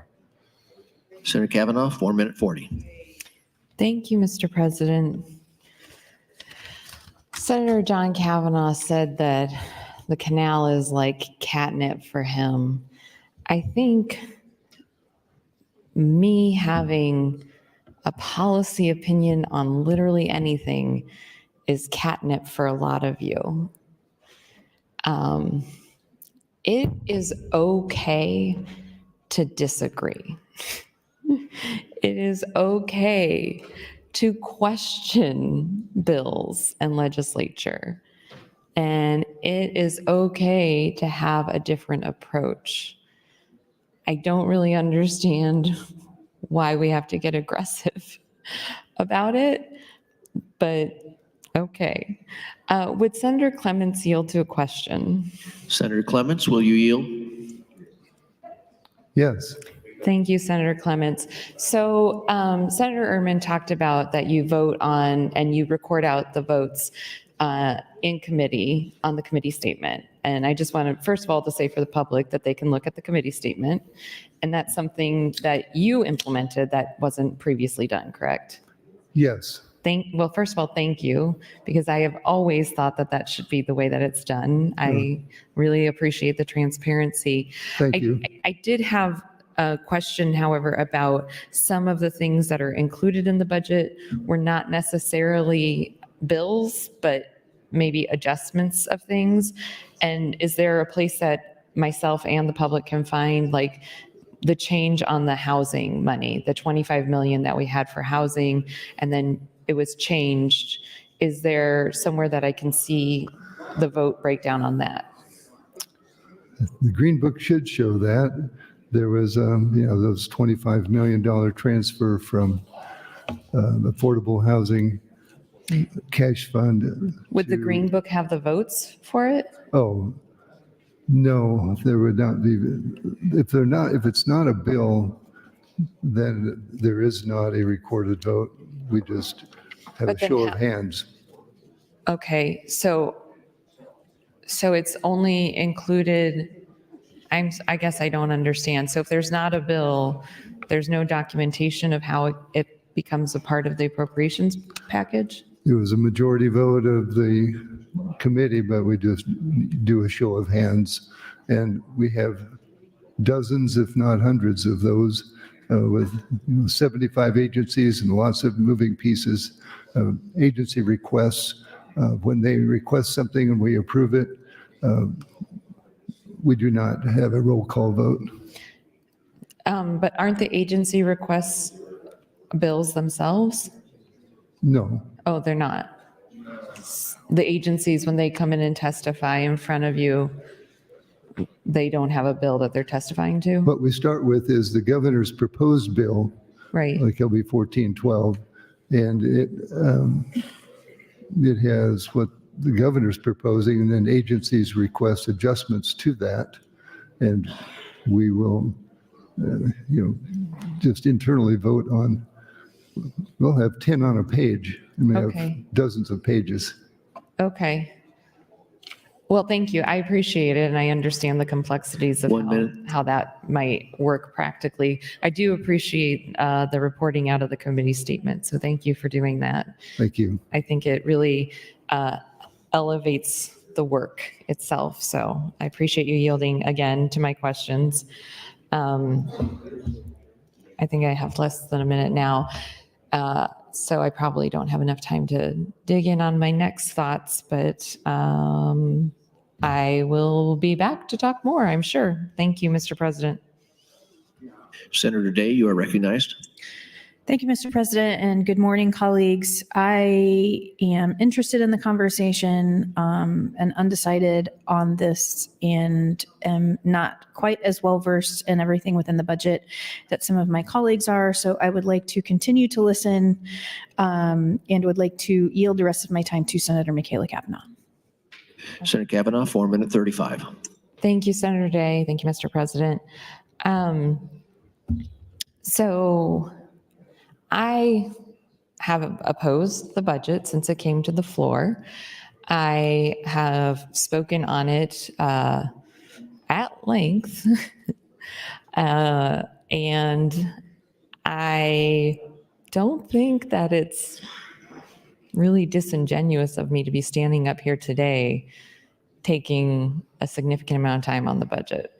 And added to my concern is the green sheet that came with our agenda this morning. So for those that aren't aware, every day we get these little, not so little, packets on our desk, and it is from the Pages. Thank you, Pages, for your diligent work. It is the worksheet, which is the very long white sheet of paper, and the agenda. And after the budget comes to the floor, we every day get green sheets added to the agenda. And the green sheet is the state of the budget, basically, and it adds the bills that are on final and select to show us, if we were to pass those things, where the budget would stand in complement with the budget. And those things can be adjusted as we add amendments and move them forward. Then the green sheet numbers may change, go up, go down, etc. So today's green sheet had a impact of bills pending part to it, and that is what has caused me a great deal of concern. And we haven't done the revenue package yet. We don't actually know what the revenue package is or what its fiscal impact will be. It has not been a transparent process, and so we're kind of just sitting here waiting to find out the state of the state, essentially. So I am concerned about passing a budget that has the potential to have such adverse financial impact on the state. I guess, yeah, I do support social programs. I mean, I support the functions of government, which is to provide infrastructure, education, some regulations, and to ensure the health and well-being of the children in this state. And the children in this state sometimes need help with housing and food and medications and doctor's appointments. And I do believe that when a child is in a situation where their family is unable to meet their needs, it is the responsibility of the government to step in and help fill those gaps. So, yeah, I think that we 1 do minute. a lot of things to excess. I think that we do a lot of things in a nonsensical, more expensive way. That government doesn't have to cost as much as it costs, but because we are ineffective and inefficient in how we operate, we do cost as much as we cost. And we spend a lot of time wringing our hands over providing social programs that impact the lives of children and lift them up out of intergenerational poverty, because we demonize poverty and we demonize poor people. And that is unfortunate. And we make being poor a full-time job. And oftentimes that leads to crime. And then we demonize people in poverty. Time, Senator. And crime. Thank you. Senator Wayne, you are recognized to speak. Thank you, Mr. President, and I will yield my time to Senator Kavanaugh. 4 minutes 50, Senator Kavanaugh. Thank you, Mr. President. So the queue is almost empty. I think this goes to 11:22. I, like Senator Wayne, I don't believe, ever voted for the budget. And when I look at what is on the green sheet left, I'm just going to throw this out here for future legislatures. What if the Appropriations Committee dealt with just strictly the operations of the government? Just strictly the budget, the governor's budget, the Department of Health and Human Services, the Department of Labor, the Department of Corrections, the Department of Education, just their operational budgets. Because nothing is supposed to be changed in statute through the budget, through the appropriation.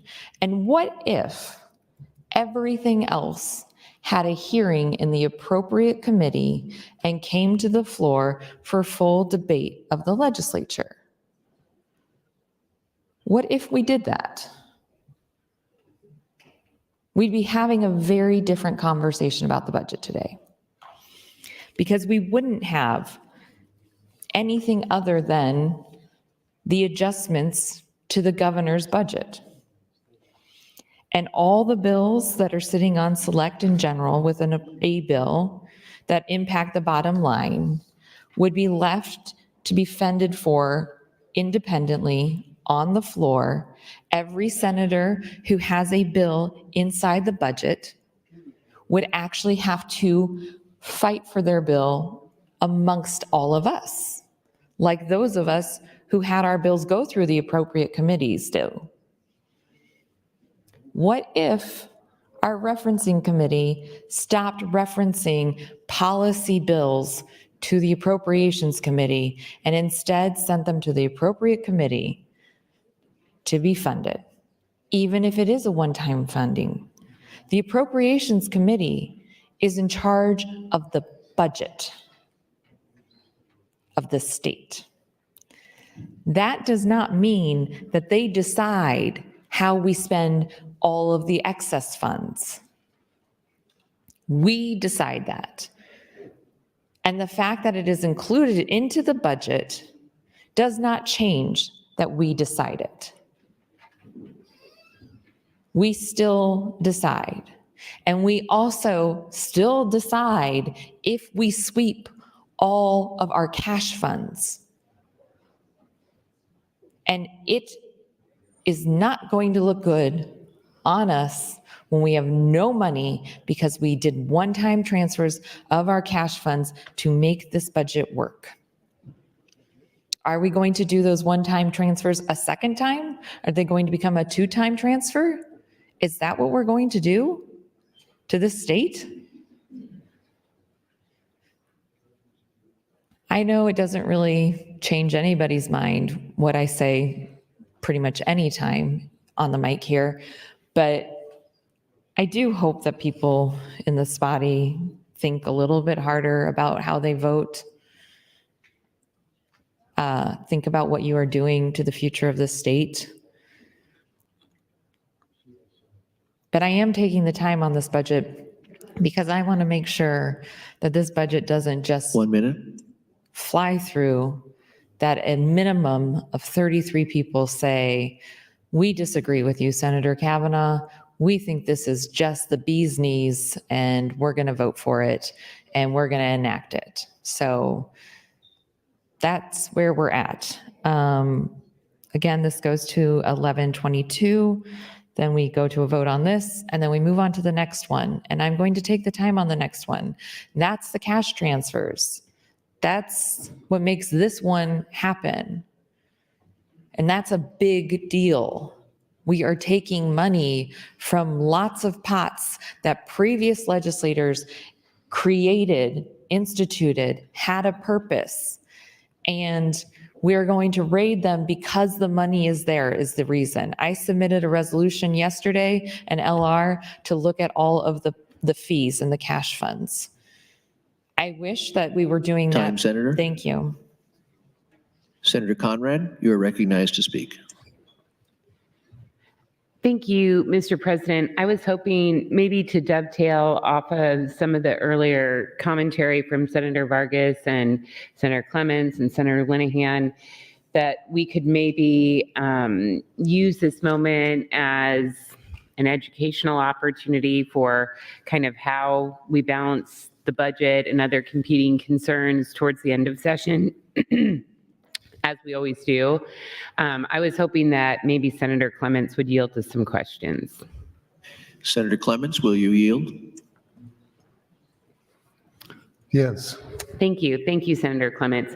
So if a senator has, or a committee for that matter, has a priority bill that is making its way through the deliberative process, kind of help to explain to the body perhaps if those measures have a fiscal note, kind of once we pass the budget, then what happens in terms of negotiations? Obviously, it makes a difference if they're general funds versus cash funds or transfers or things of that nature. Can you just help to perhaps contextualize what the money left for the floor actually means and what it doesn't mean, perhaps, so that people who have bills moving through with fiscal notes maybe can get a little peace of mind this morning about how that process will work over the next 10 days. All right. The items that I think you would call more safe would be a cash reserve transfer or a transfer out of a cash fund. But if it says general fund expense, that is what the money to the floor is. It's general funds that is ongoing expense. And that's where the reductions will more likely come. Thank you, Senator. I think that is instructive and hopefully helpful for people to think about as they're weighing their decisions on how to move forward with the budget, as they're looking at other important priorities before the body this year, as designated through individual priority measures, committee priority measures, or speaker priority measures. And I think it's probably fair to say, as in past years and rooted in deep historical practice, it's always impossible for us to fund all of those priorities in line with the budgetary deliberations as well. I'm not sure if there's perhaps ever been a year, even a flush year, when we've been able to fund everything that's remaining. Once you kind of take a look at the priorities and take a look at the budget and what's remaining, would that be generally a fair assessment from your perspective, Senator? Yeah, very accurate, especially last year when there was a lot of money. We had over $1 billion of requests in the Appropriations Committee. And still at the end of the year, the governor vetoed quite a few items. Yes, that's right. And I know from serving on appropriations for 8 years, it's challenging. It's challenging when you have resources. It's challenging when you don't have resources. And you have to make a lot of really tough decisions, because rarely does an idea come forward that's just a terrible idea. A lot of times the ideas that come forward from senators and their constituents or interest groups they're working with are really deeply rooted in an important community need or an important state need. 1 minute. And thank you, Mr. President. And it's really hard to sift through what's more worthy than others. And I know it can be an impossible task in that regard. But I perhaps wanted to foreshadow or provide some peace of mind to senators that are looking at the budget, are looking at the forthcoming tax package, or thinking about personal committee or speaker priorities, that some of those are going to get funded as they always have. Some are going to have to be taken up again next year, as has always been our practice. But once we pass the budget, that's not the end of the conversation. That just helps set a framework for the remaining conversation in the remaining days. Is that fair? Yes, All it right. is. Very good. Thank you. Thank you, Senator. Thank you, Mr. Speaker. I yield the balance of my time. Senator Day, you are recognized. Thank you, Mr. President. I would like to yield my time to Senator Michaela Cavanaugh. Senator Kavanaugh, 455. Thank you, Senator Day. Thank you, Mr. President. I'm just going to go back to the budget.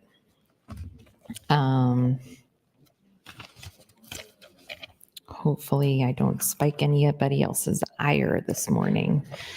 Okay, page 12 of the Appropriations Committee budget proposal. The historic general fund revenues. From the numbers shown above, a simple percentage change over the prior year can be calculated. While these simple percentage changes are appropriate when looking at the actual changes over time, they do not represent what is commonly referred to as revenue growth. For purposes here, revenue growth means the growth in revenues caused by economic activity and inflation, as arrived at by adjusting for items such as a tax base and rate changes, legislation enacted, and one-time extraordinary items. The objective is to measure underlying patterns of revenue growth, ignoring such changes.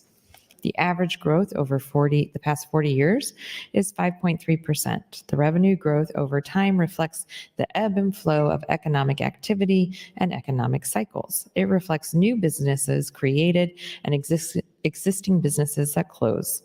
It reflects new products and services added to the tax base and existing products and services that are eliminated or expire. The key is the net impact. Net is bold, italics, and underlined. Somebody really wanted the net to be forceful there. The new or expanded businesses, products, or services more than offset those that decline or despair, leaving a net overall increase, averaging a 5.3% growth. Table 4 shows actual and projected general fund revenues since FY 2000 to 2001. For illustration purposes, the table includes the adjusted growth rate described above and the unadjusted growth rate that does not account for changes to the tax base or tax rates, including reductions to individual and corporate income tax rates and adjustments relative to pass-through entity provisions enacted in 2023. As shown in the table, the unadjusted growth rate in estimated revenue fluctuates considerably due to the effect of these tax changes. The adjusted growth rate, which accounts for these legislative changes, is positive each year and averages 4.1% per year over the 4-year period that includes the current biennium and following biennium. So I highly recommend that everybody takes the time to read the budget books. I would also recommend that you read the actual budget, but the books themselves, they are constructed in such a way that I think that they're good for people who absorb information in different ways. Like if you read something and that's how you get the information, how you take it in, then there is a lot of narrative in here that explains things. But if you just like to look at the tables and charts, those are also in here. So the narrative is paired with the tables and charts, and whichever way is easier for you to take in the information, you have those avenues available to you. I personally like both. I like to both read the narrative and review the tables and charts and take the information in that way. I really enjoy learning about new things. So the Tobacco Products Administration Cash Fund, we talked about that already on another day of debate, so I'm not going to repeat that. I didn't get through all of the cash funds. We did the State Unemployment Trust Fund, the Site and Building, okay. Behavioral Health Services Cash Fund. The committee recommendation includes a transfer $11 million in FY 23-24 and $4 million in 24-25 from the Behavioral Health Services Fund to the general fund.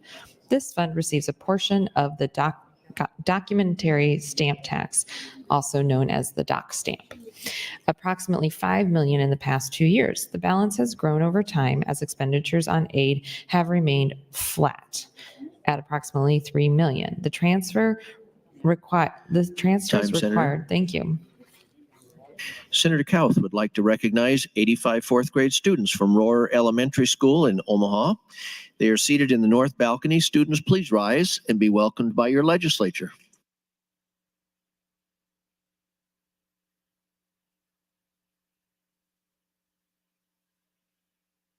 Seeing no one in the queue, Senator Kavanaugh, you are welcome to close on your motion. Thank you, Mr. President. Okay, so we will go to a vote on this, and then I think I have a reconsider, or I have another motion for the remaining minutes left on this debate. But I was talking about the Behavioral Health Cash Fund. So it says the transfers require amending the provisions of the fund to allow transfer to the general fund. Projected fund balance at the end of 24-25 will be approximately $1.2 million. So the Behavioral Health Cash Fund the balance has grown because the spending has remained flat. And the question I would put forward is, why? Why has the spending of the Behavioral Health Cash Fund remained flat? We have a behavioral health crisis. We have an increase in need. We have an increase in costs. So why has that remained flat? And what answers have been given to that? I will say that pretty much every question I have asked about the why of any of these things in this debate have been, we don't know. So why are we taking the money? Because it's there. And here's the thing about debate. You're supposed to, make your case, as it were. And I think the fact that I'm standing up here for 2 hours on a bill that I've already spoken on for, I don't remember how many hours I've spoken, but it's been a lot. The fact that I am still standing up here talking on this bill means that The people who support this bill, who are putting this bill forward, have not made their case to me. They have not sufficiently answered why money remains in these funds and why we are using these funds for the unintended use. So there you have it. I got to tell you, colleagues, if this were my bill and you all asked me why we were using the funds that we were, you would not accept an answer of because it's there. Not in a million years would you accept that answer. In fact, I am using funds from the Medicaid cash fund in LB 62, and you did ask me. And I explained in depth what the purpose of that fund was, why the money was there, and why I wanted to use it for the reason I was using it. And that bill then moved forward. See how that works? You didn't just rubber stamp my bill. Far from it. But that the budget should be treated the same way. We're rating cash funds. 1412 is the use of the cash funds. 1413 is the rating of the cash funds. And why? Because it's there. But why is it there? Why is the behavioral health cash fund underutilized when we have a behavioral health crisis, when we have underfunded staff and workforce needs? Why is that money there? Why are we raiding that cash fund? Why? No one has told me why beyond because it is there. Not a single person from the Appropriations Committee has gotten on the microphone, and Senator Jacobson, yes, they are Democrats and Republicans. Not a single person has gotten on the microphone and told me why we are raiding specific cash funds beyond because it is there. That is not good enough. It's not good enough for me. It shouldn't be good enough for all of you. And it's not good enough for Nebraska. Why aren't these funds being used? Why are we raiding these funds? What are we doing? And why are you voting for 1412? Please ask yourselves that. Thank you. I guess we'll go to a vote and then reconsider. Motion will come up. Thank you, Mr. President. The question before the body is the motion to return to select file for a specific amendment. All those in favor vote aye. All those opposed vote nay.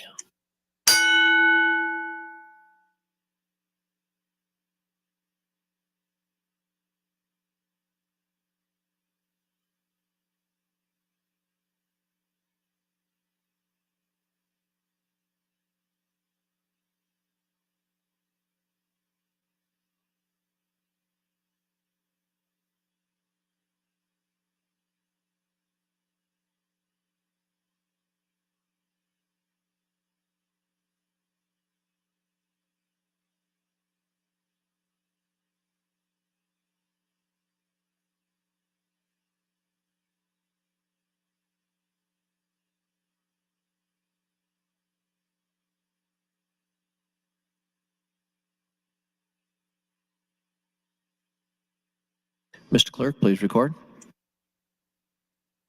4 ayes, 28 nays on the motion to return, Mr. President. The motion fails.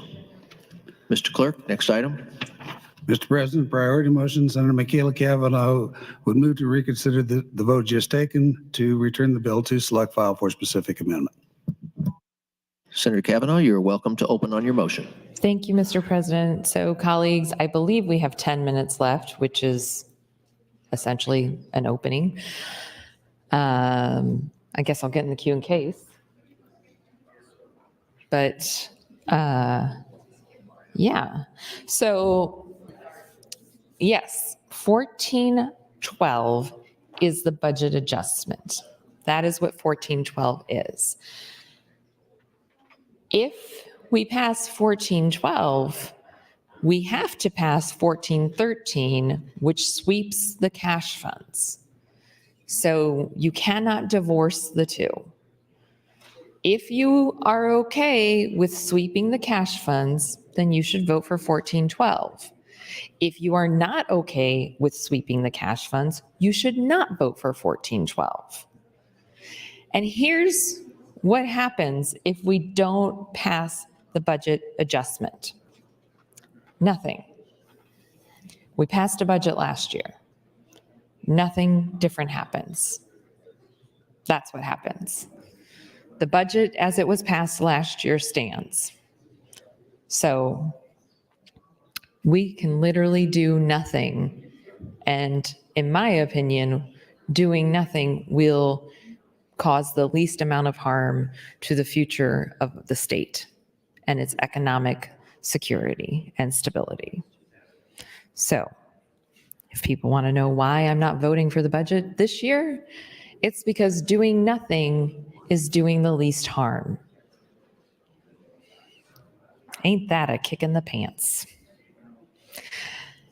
So the green sheet has several items on general and select, not general, sorry. I don't think it has general. I think it just has,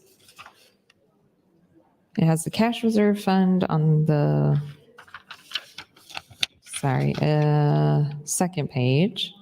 Okay, it has just this, the current budget as it stands. And then the cash reserve fund on the next page. Then at the top of the following page is the impact of pending bills, but it only accounts for final and select. So colleagues, if you have a bill still on general file that has any fiscal impact, that is not taken into consideration here. I don't know what bills we have left on general file. Senator McKinney has a bill. It has an A bill with it. And let's see here, Senator Merman, Senator Bostar, Senator Slama, Senator Bostar has another one, but I don't think it has an A bill. Oh, it does have an A bill. For some reason, Senator McDonald is the name on the A bill. Senator Michaela Kavanaugh and an A bill. Senator John Kavanaugh and an A bill. And then, of course, we have the revenue package. So none of this takes into account anything with an A bill. Oh, wait, general file appropriations bills on the first page. How did I miss that? There's a whole slew of A bills.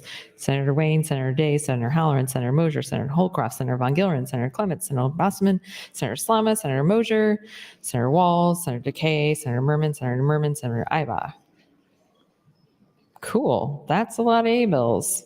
So if we move all of those general file A bills today, then that will go onto the green sheet tomorrow, possibly on select file. So that will change the select file amounts tomorrow. That should be fun. Although it does have some of them on here. It has, there's an asterisk, indicates, oh, okay.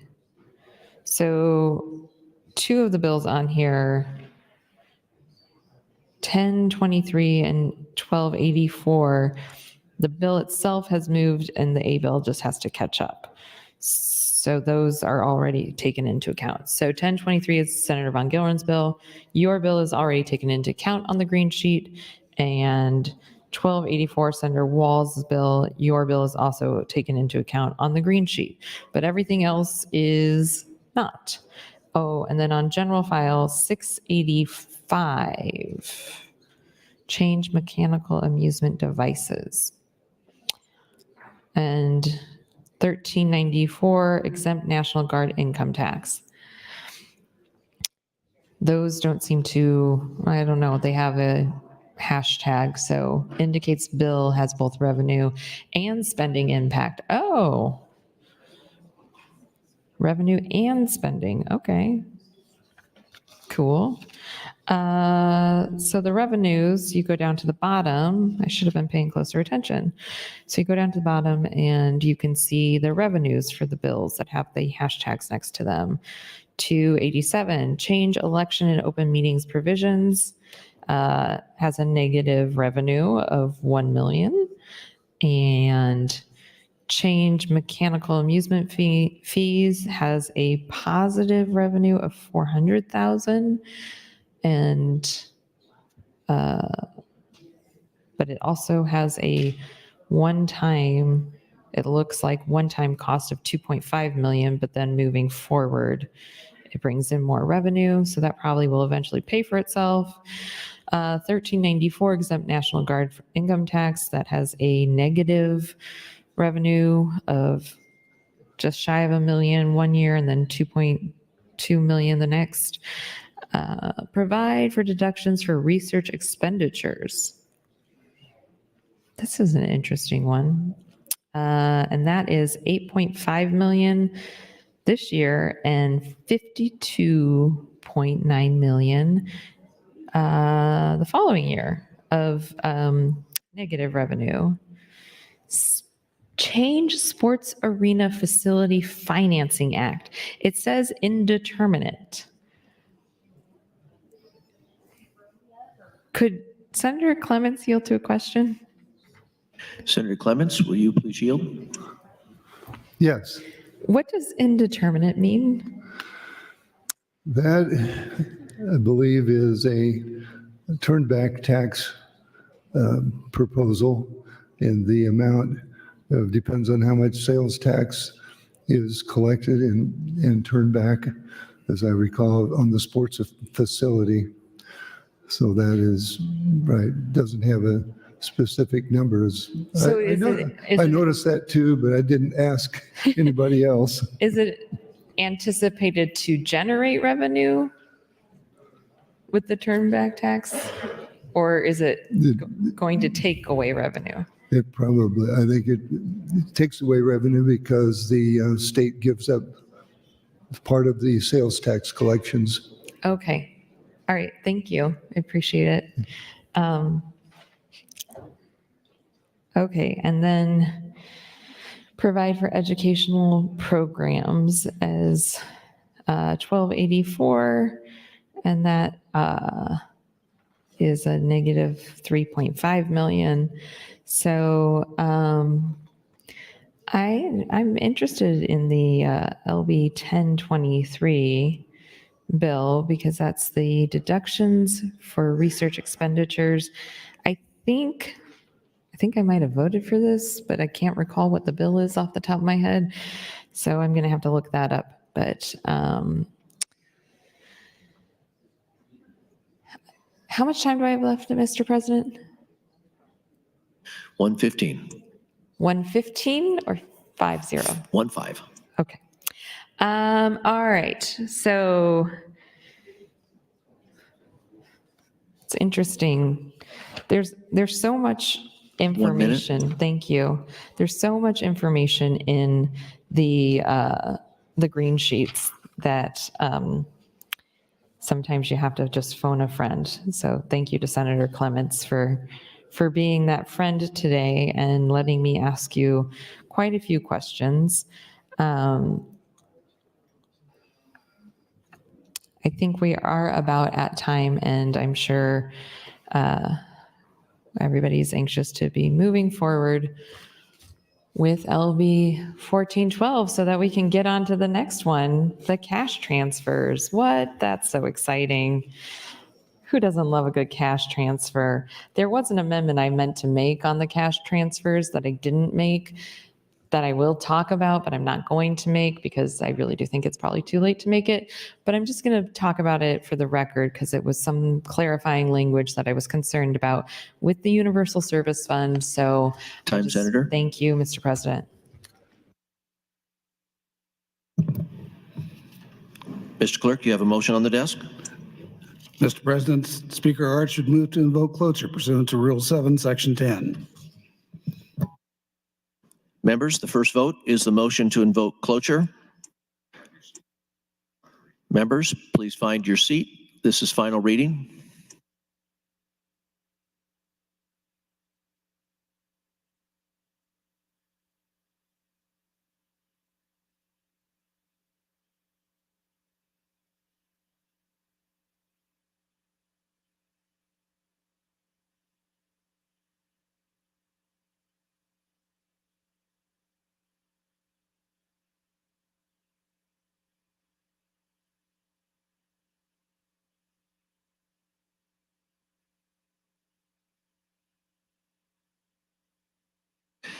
Members, the first vote is the motion to invoke cloture. All those in favor vote aye. All those opposed vote nay.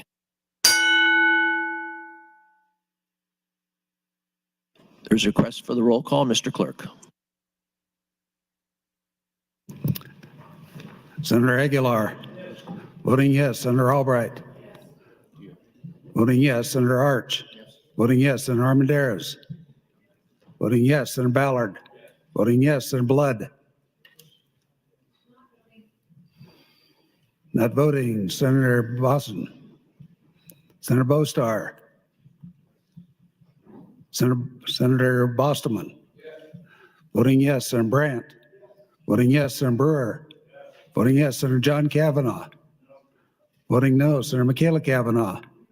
Voting no, Senator Clements. Voting yes, Senator Conrad. Voting yes, Senator Day. Not voting, Senator DeBoer. Not voting, Senator DeKay. Voting yes, Senator Dorn. Voting yes, Senator Dover. Voting yes, Senator Dungan. Voting no, Senator Erdman. Voting yes, Senator Frederickson. Not voting, Senator Halloran. Voting yes, Senator Hansen. Voting yes, Senator Hardin. Voting yes, Senator Holdcroft. Voting yes, Senator Hughes. Voting yes, Senator Hunt. Senator Ibach. Voting yes, Senator Jacobson. Voting yes, Senator Kauth. Voting yes, Senator Linehan. Voting yes, Senator Lippincott. Voting yes, Senator Lowe. Voting yes, Senator McDonald. Voting yes, Senator McKinney. Voting no, Senator Meyer. Voting yes, Senator Moser. Voting yes, Senator Merman. Voting yes, Senator Raybold. Not voting, Senator Reapy. Not voting, Senator Sanders. Voting yes, Senator Slama. Voting yes, Senator Vargas. Voting yes, Senator Von Gillern. Voting yes, Senator Walls. Voting yes, Senator Wayne. Voting no, Senator Wishart. Voting yes. Senator Bostar. Voting yes. Senator Boston. Voting yes. Vote is 37 ayes, 5 nays on the motion to invoke cloture, Mr. President. The motion to invoke cloture is adopted.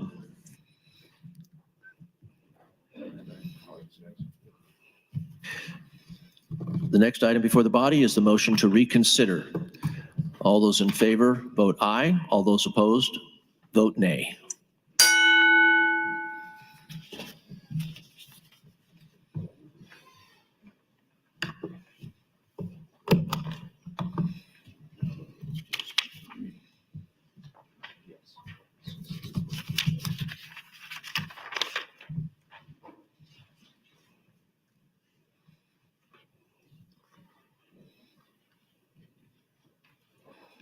Mr. Clerk, please record.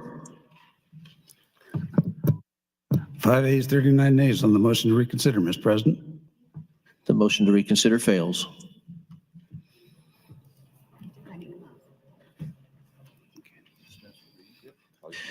Mr. Clerk, the next vote is to dispense with the at-large reading. All those in favor vote aye. All those opposed vote nay.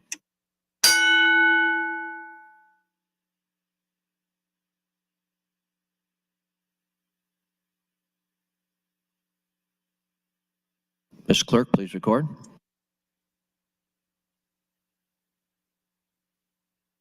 Forty-one ayes, 3 nays on the motion to dispense with the at-large reading.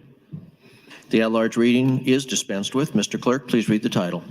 Engross Legislative Bill 1412, introduced by Speaker Rice 14 through across the Governor. Bill for an act relating to appropriations, amendment laws 2023, D43A, Section 2, laws 2023, 530, 583A, Section 1, laws 2023, 814, Section 21, 26, 52, 61, 71, 76, 78, 79, 83, 85, 87, 99, 1, 94, 95, 97, 98, 101, 102, 103, 104, 105, 113, 115, 118, 119, 120, 121, 122, 124, 130, 132, 133, 136 to 130, 65, 173, 198, 219, 221, 222, 223, 224, 225, 226, 228, 229, 230, 232, 235, 236, 241, 254, 255, 267, 268, 280, 285, 301, 302, 306, 307, to define terms, provide change, and eliminate appropriations for the operation of state government, post-secondary education, state aid, capital construction, provide change, and eliminate appropriation fund allocated to the state of Nebraska with the Federal American Rescue Plan Act of 2021, 42 U.S. Code 2802 as amended, repeal the original sections, and declare an emergency.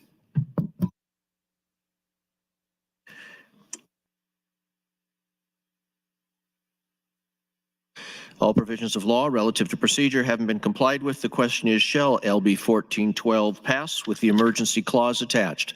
All those in favor vote aye. All those opposed vote nay. There's been a request for a roll call vote. Mr. Clerk, please call the roll. Senator Aguilar. Voting yes, Senator Albright. Voting yes, Senator Arch. Voting yes, Senator Armendariz. Voting yes, Senator Ballard. Voting yes, Senator Blood. Voting yes, Senator Boson. Voting yes, Senator Bostar. Voting yes, Senator Bostoman. Voting yes, Senator Brandt. Voting yes, Senator Brewer. Voting yes, Senator John Kavanaugh. Voting no, Senator Michaela Kavanaugh. Voting no, Senator Clements. Voting yes, Senator Conrad. Voting yes, Senator Day. Voting no, Senator DeBoer. Voting yes, Senator DeKay. Voting yes, Senator Dorn. Voting yes, Senator Dover. Senator Dover? Voting yes, Senator Duncan. Voting no, Senator Erdman. Voting yes, Senator Frederickson. Voting yes, Senator Halloran. Voting yes, Senator Hansen. Voting yes, Senator Hardin. Voting yes, Senator Holcroft. Voting yes, Senator Hughes. Voting yes, Senator Hunt. Senator Ibach. Voting yes, Senator Jacobson. Voting yes, Senator Kauth. Voting yes, Senator Linehan. Voting yes, Senator Lippincott. Voting yes, Senator Lowe. Voting yes, Senator McDonald. Voting yes, Senator McKinney. Voting no, Senator Meyer. Voting yes, Senator Moser.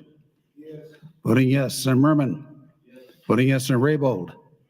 Voting yes, Senator Reapy. Voting yes, Senator Sanders. Voting yes, Senator Slama. Voting yes, Senator Vargas. Voting yes, Senator Von Gillern.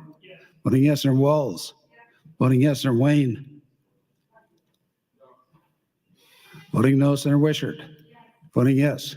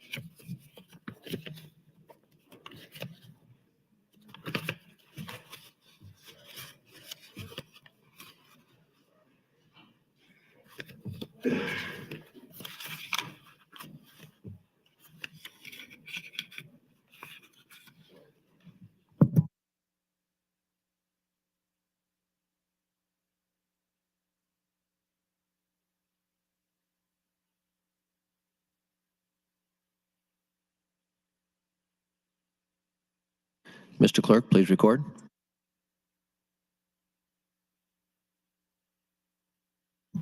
Voting aye, Senator Aguilar, Albright, Arch, Armendariz, Ballard, Blood, Boson, Bostar, Bostoman, Brandt, Brewer, Clements, Conrad, DeBoer, DeKay, Dorn, Dover, Erdman, Frederickson, Halloran, Hansen, Hardin, Holcroft, Hughes, Ibach, Jacobson, Kauth, Linehan, Lippincott, Lowe, McDonald, Meyer, Moser, Merman, Raybold, Reapy, Sanders, Lama, Vargas, Von Gillern, Walls, and Wishart. Voting nay, Senator John Kavanaugh, Michaela Kavanaugh, Day, Dungan, McKinney, and Wayne. Not voting, Senator Hunt. Vote is 42 ayes, 6 nays, Mr. President. LB One excuse, not 1412. voting. LB 1412 passes with the emergency clause attached. While the legislature is in session and capable of transacting business, I propose to sign and do hereby sign LB 1412E. We will now proceed to the next item, Mr. Clerk.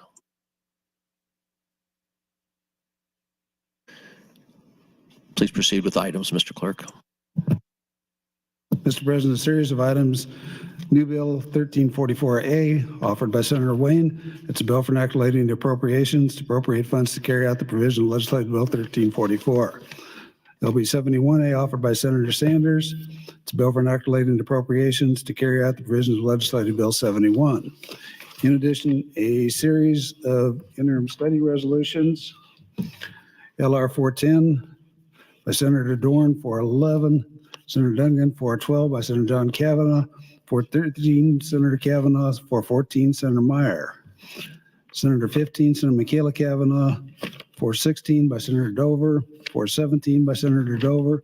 418, Senator Dover. 419, Senator Hughes. 420, Frederickson. 421 by Senator Frederickson. 422 by Senator Frederickson.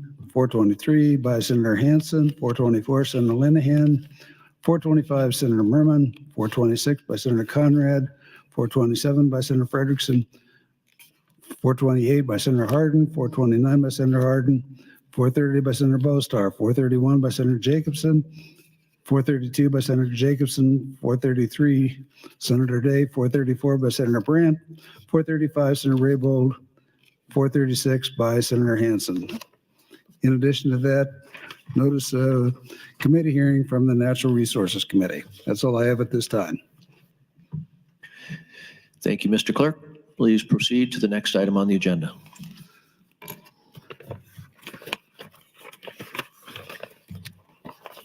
Mr. President, Legislative Bill 1413. Senator Clements, I had floor amendment 264,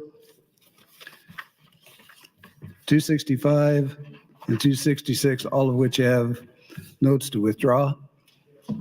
Without objection, so ordered. In that case, Senator Michaela Kavanaugh would move to return the bill to select file, that being strike the enacting clause. Senator Michaela Kavanaugh, you're welcome to open on your motion. Thank you, Mr. President. Colleagues, assuming that we break for lunch at 12, you probably can do whatever you want for the next 25 minutes. I will be here. This is the cash fund transfers. Yay. Okay, so the cash fund transfer issue that I meant to address but didn't address. So I'm just going to say it, hoping that that's like a make it so sort of situation. Because that's how it works, right? It is about the universal service funds. So you all voted to, or some of you did, enough people voted to change the language that I had initially put in about the universal service fund that had it making the transfer permanent instead of just a one-time transfer. So we did make that change, but what we didn't do, and I meant to do it on select and, forgot, was to change the language to be more clear. So we're taking $2 million from the Universal Service Fund excess and transferring it.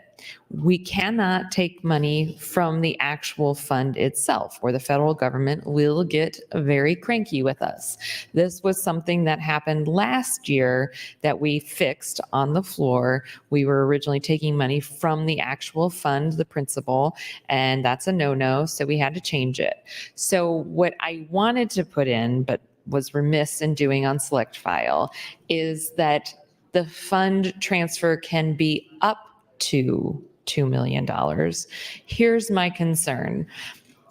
This year and last year, but mostly this year, there's been a real clear pattern of the administration liking everything to be extremely prescribed and detailed. You can see all of their fiscal notes. I call their fiscal notes sort of like Amelia Bedelia. I don't know how many of you are familiar with Amelia Bedelia, but she's this book character who takes everything to the literal degree that is just like, I wish I had a specific example of her right now, but I feel like the department's fiscal notes, at least HHS fiscal notes, have been written by Amelia Bedelia, in that they assume unless you tell them something, like I think it was Senator Day's bill where they said, unless the bill tells us that we can talk to the Department of Education, then we can't talk to the Department of Education. And that's going to cost $1 bazillion more if we can't talk to the Department of Education. And everybody's like, of course you can talk to them. We didn't know we had to tell you that, Amelia Bedelia. So anyways, I meant to put this in the budget because I'm concerned that they will automatically transfer $2 million, and we don't know with 100% certainty that we will have $2 million of excess. We could have $1,990,000 and they'll still transfer $2 million. So I wanted to change it to say up to $2 million so that we didn't accidentally take any amount of money from the principal. So that change didn't happen, but I am just saying it for the record and publicly that it is our intent. I hope people will agree with me. It is our intent that they only transfer up to $2 million. If we do not have $2 million in the excess fund, don't take that to make it whole of the $2 million. Okay. I've been dying to talk about Amelia Bedelia all year. Every time those fiscal notes come in front of us, I'm just like, this is Amelia Bedelia. I will at some point find some examples, because those of you that are not familiar with her, she's quite infuriating as a housekeeper. I always wondered why she maintained her job, because she really ruined the house. When like there was, I do remember one, dust the curtains. She had a list of things to do from her employer, and one was dust the curtains. And she said, I don't know why you would want your curtains to be dusty, but okay. So she like emptied a vacuum cleaner bag onto the curtains to dust them. Yes, Amelia Bedelia. My sister was actually in the play Amelia Bedelia at the Emmy Gifford Playhouse in Omaha, which closed a long time ago, and I believe is in Senator John Kavanaugh's district. And for those of you that know Omaha, that part of Omaha specifically, it then was for a long time the building, which kind of looks like a little castle. It was then the antique store, like only open 2 days a week, and they like people would sell their china and silver and crystal to this place, and now I can't remember what it's called, but I think that closed too, which is too bad, because I when I worked at the opera, a lot of the gals that came to the opera would tell me about it, and it always sounded like such a cool experience. So anyways, all of that is to say that I wish I'd put that intent language in about the Universal Service Fund. Please don't take from the principal, because that's a no-no. If we have less than $2 million in excess, then we need to take less than $2 million, because we don't want to be in trouble with the federal government over this fund. I would also say that I disagree with using this fund to begin with, but here we are. So 1413, and I do apologize to the president, since he had to sit through my entire rendition of Amelia Bedelia, but maybe now he'll go get the books from the library to read to his grandkids next weekend. Okay. 1413 is the cash transfers. So this is the meat and potatoes of my opposition. This is we are rating funds. We are high on the hog, as they say. I don't know the root of that expression, but I know it means we are financially doing well, and we are going after these cash funds. So, I think we should be a little bit more fiscally restrained than we are being right now. But let's just go through some of these. I've talked about a lot of these. So here's cash funds on page 32 of the budget. The preliminary budget contains adjustments of $103,782,123 in FY 23-24 and $324,760 in FY 24-25. Nearly all of these amounts can be attributed to the following: an increase in special education to the Department of Education totaling $27.5 million in 23-24, pursuant to the estimate of 80% of total reimbursable costs for school districts as required by LB 243 in 2023. An appropriation of cash funds for the Department of Economic Development Recovery Act related to interest transferred to the fund LB 531 in 2023, and not previously appropriated, totaling $45 million FY 23-24 and 1 minute. $20 million in FY 24-25. Thank you, Mr. President. I think Senator Clements is in the queue and I am ahead of him, but I'm going to pop out so that he can go next, and then I will go after him. So just doing that real quick. There we go. Because I'm sure he has something to say about the budget, so should give him, as the chair of appropriations, I want to make sure he has that opportunity before we break for lunch. Okay, I lost my place. Appropriation of cash funds for the Department of Economic Development for the Strategic Command Project grant in FY 23-24.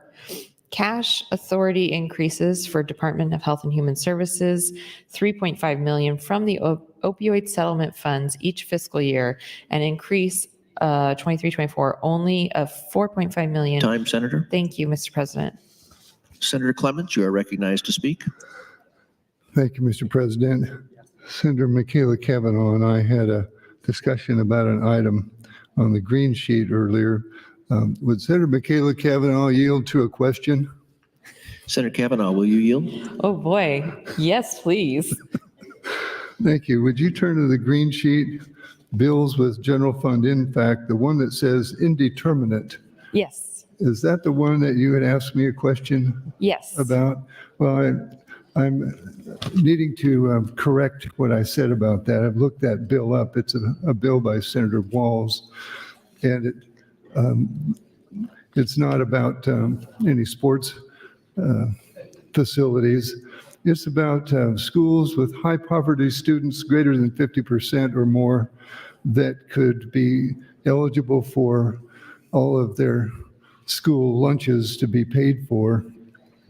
But the fiscal note says that the Department of Education can grant a waiver to the school district if they are not financially able to afford that.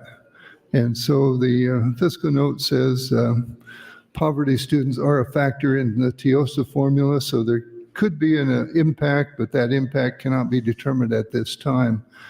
The impact will vary based on the number of schools waiving the requirement, so that it's because of the high poverty students, the fiscal doesn't know how many schools will elect that, and that is my understanding. I think with- but the ahead. bill on here is 1197 and it says change sports arena facility financing act. Oh, I'm on the final reading items.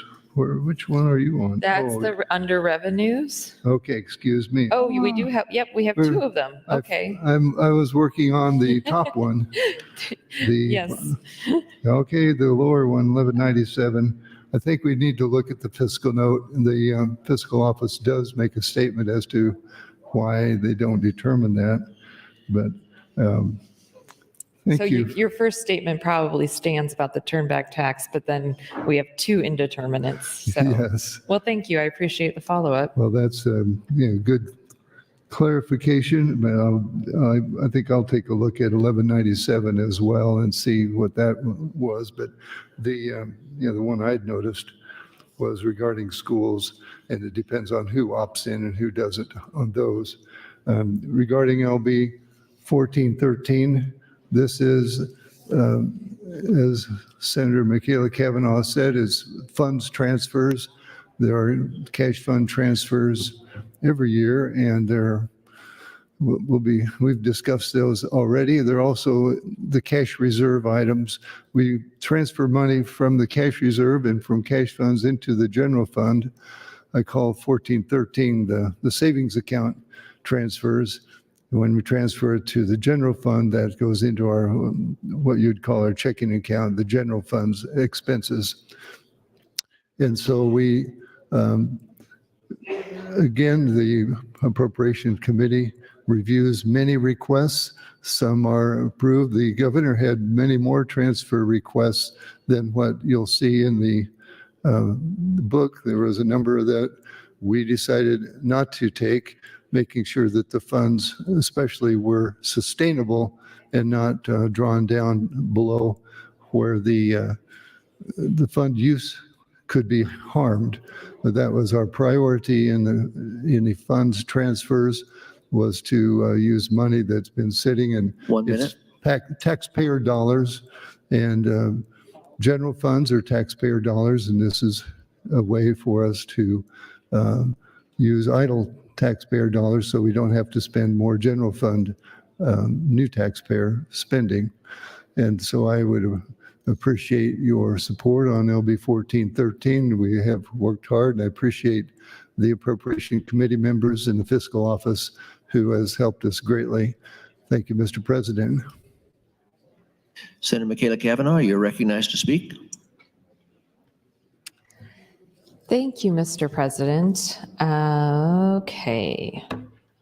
Cash funds, back to the cash funds. Now I kind of want to get a copy of some Amelia Bedelia books to read to my kids, but I feel like if they get to know Amelia Bedelia too well, they might start taking everything extremely literal as well, and that would not bode well for my sanity. Page 33 of the Appropriations Committee Green Book, transfers into the Education Future Fund. Now, this is something that was created last year, and much like Tiosa, I have to be honest with you, I don't quite get it. So yeah, the committee recommendation includes two transfers into the Education Future Fund. Firstly, there are transfers from the Nebraska Education Improvement Fund of $7 million in 23-24 and $5 million in 24-25 of unused lottery funds to educate funds to the Education Future Fund. Projected fund balance of Nebraska Education Improvement Fund at the end of 24-25 will be approximately $2.7 million. Secondly, the committee recommendation also includes a transfer of $500,000 from the Professional Practices Commission Fund in 23-24. Projected fund balance of the Professional Practices Commission Fund at the end of 24-25 will be approximately $2.5 million. The Education Future Fund was created in 2023 and is used for special education expenses. 24% of foundation aid paid through TIOSA, the Nebraska Teacher Apprenticeship Program, the Nebraska Teacher Recruitment and Retention Act, Career and Technical Teaching Aid, and the extraordinary increases in special education. The following table shows total income through FY 26-27 and anticipated appropriations. So then there's table 18, the Education Future Fund, projected revenue and appropriations by year. So special education, LB 583, special education 80%, has 226,580,000, 23-24, and then it's down to 206 million in 24-25. And then back up to 213 million in 25-26. Be curious why there's a dip in 24-25, but okay. DHHS cash spending authority for opioid statements. This is on page 34. The Department of Health and Human Services, Division of Behavioral Health, Program 38, requested $25 million increase in each fiscal year for the distribution of national opioid settlement funds awarded to Nebraska. The money will be utilized primarily for opioid abuse prevention, some to be used for treatment, and a small amount for law enforcement. Per LB 1184 in 2020, when enacted the Nebraska Opioid Prevention and Treatment Act, the settlement funds will be deposited into the Opioid Recovery Fund. To date, Nebraska has received $18.8 million in settlement funding, and additional funding is expected. The committee recommendation includes an increase in cash fund appropriation by $3.5 million in FY24 and FY25 of opioid settlement funds in Program 38, Behavioral Health Aid. The previous appropriation out of this cash fund, thank you, Mr. President. Oh, should get back in the queue. The previous appropriation for this cash fund was $6.5 million. After the increase, the new appropriation is $10 million for each year. Additional settlements have been finalized and increased. Authority is expected to be needed to spend the funds. So that, again, I still don't quite understand all of the shifting of funds for behavioral health that has happened in the budget, because some places it looks like we've cut funding, then maybe we've increased funding. It's kind of like a lot of follow the money, but the money is hiding. Like when it's under those cups and you got to guess which cup it's under. That's how I feel about behavioral health funding this year. Time, Senator. Thank you, Mr. President. And you are next in the queue. Thank you, Mr. President. I believe this is my last time before I close. Yes? Yes. Yes, it is. Thank you. Okay. Well, then we will, I don't know if we'll get to a vote on this before we break for lunch. If somebody else wants to get in the queue, so there is a queue, so we don't have to vote on this before lunch, that would be helpful. But, thank you, Senator Kavanaugh. I wasn't talking to myself, the other Senator Kavanaugh, thank you. Okay. So yeah, the behavioral health, I am still a little confused about what we're funding there and how we're funding it. And, but it's right before lunch, so I'm not going to ask Senator Clements to yield to any more questions before we break for lunch. I'm just going to take my time looking over the budget here. So again, I'm on page 34. So DHHS cash spending authority for BSDC. BSDC is the Beatrice State Developmental Center. Okay, the committee recommendation includes an increase in cash fund appropriation by $4.5 million in FY24 in alignment with available funding to cover some costs at the Beatrice State Developmental Center Program 421. I am curious what are there increased costs from last year that total 4.5 million. But I am glad we are funding them. DHHS, LB 1124 and LB 1125. The committee recommendation includes an increase in cash fund appropriation by 1.4 million total in both FY24 and FY25, 900,000 each year for evidence-based early intervention home visitation programs, and 500,000 each year for evidence-based early intervention nurse home visitation programs.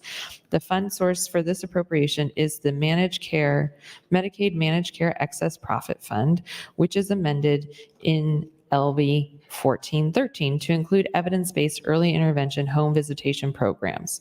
The additional funding will enable DHHS to access additional federal matching fund offered by the reauthorization of the Maternal, Infant, and Early Childhood Home Visitation Program. DHHS, Nebraska Homeless Assistance. The committee recommendation includes an increase in cash fund appropriation by 1.2 million in FY25 in alignment with available funding for Nebraska Homeless Assistance Program within Program 347. I was going to see if the clerk needed time to make any announcements before we break for lunch.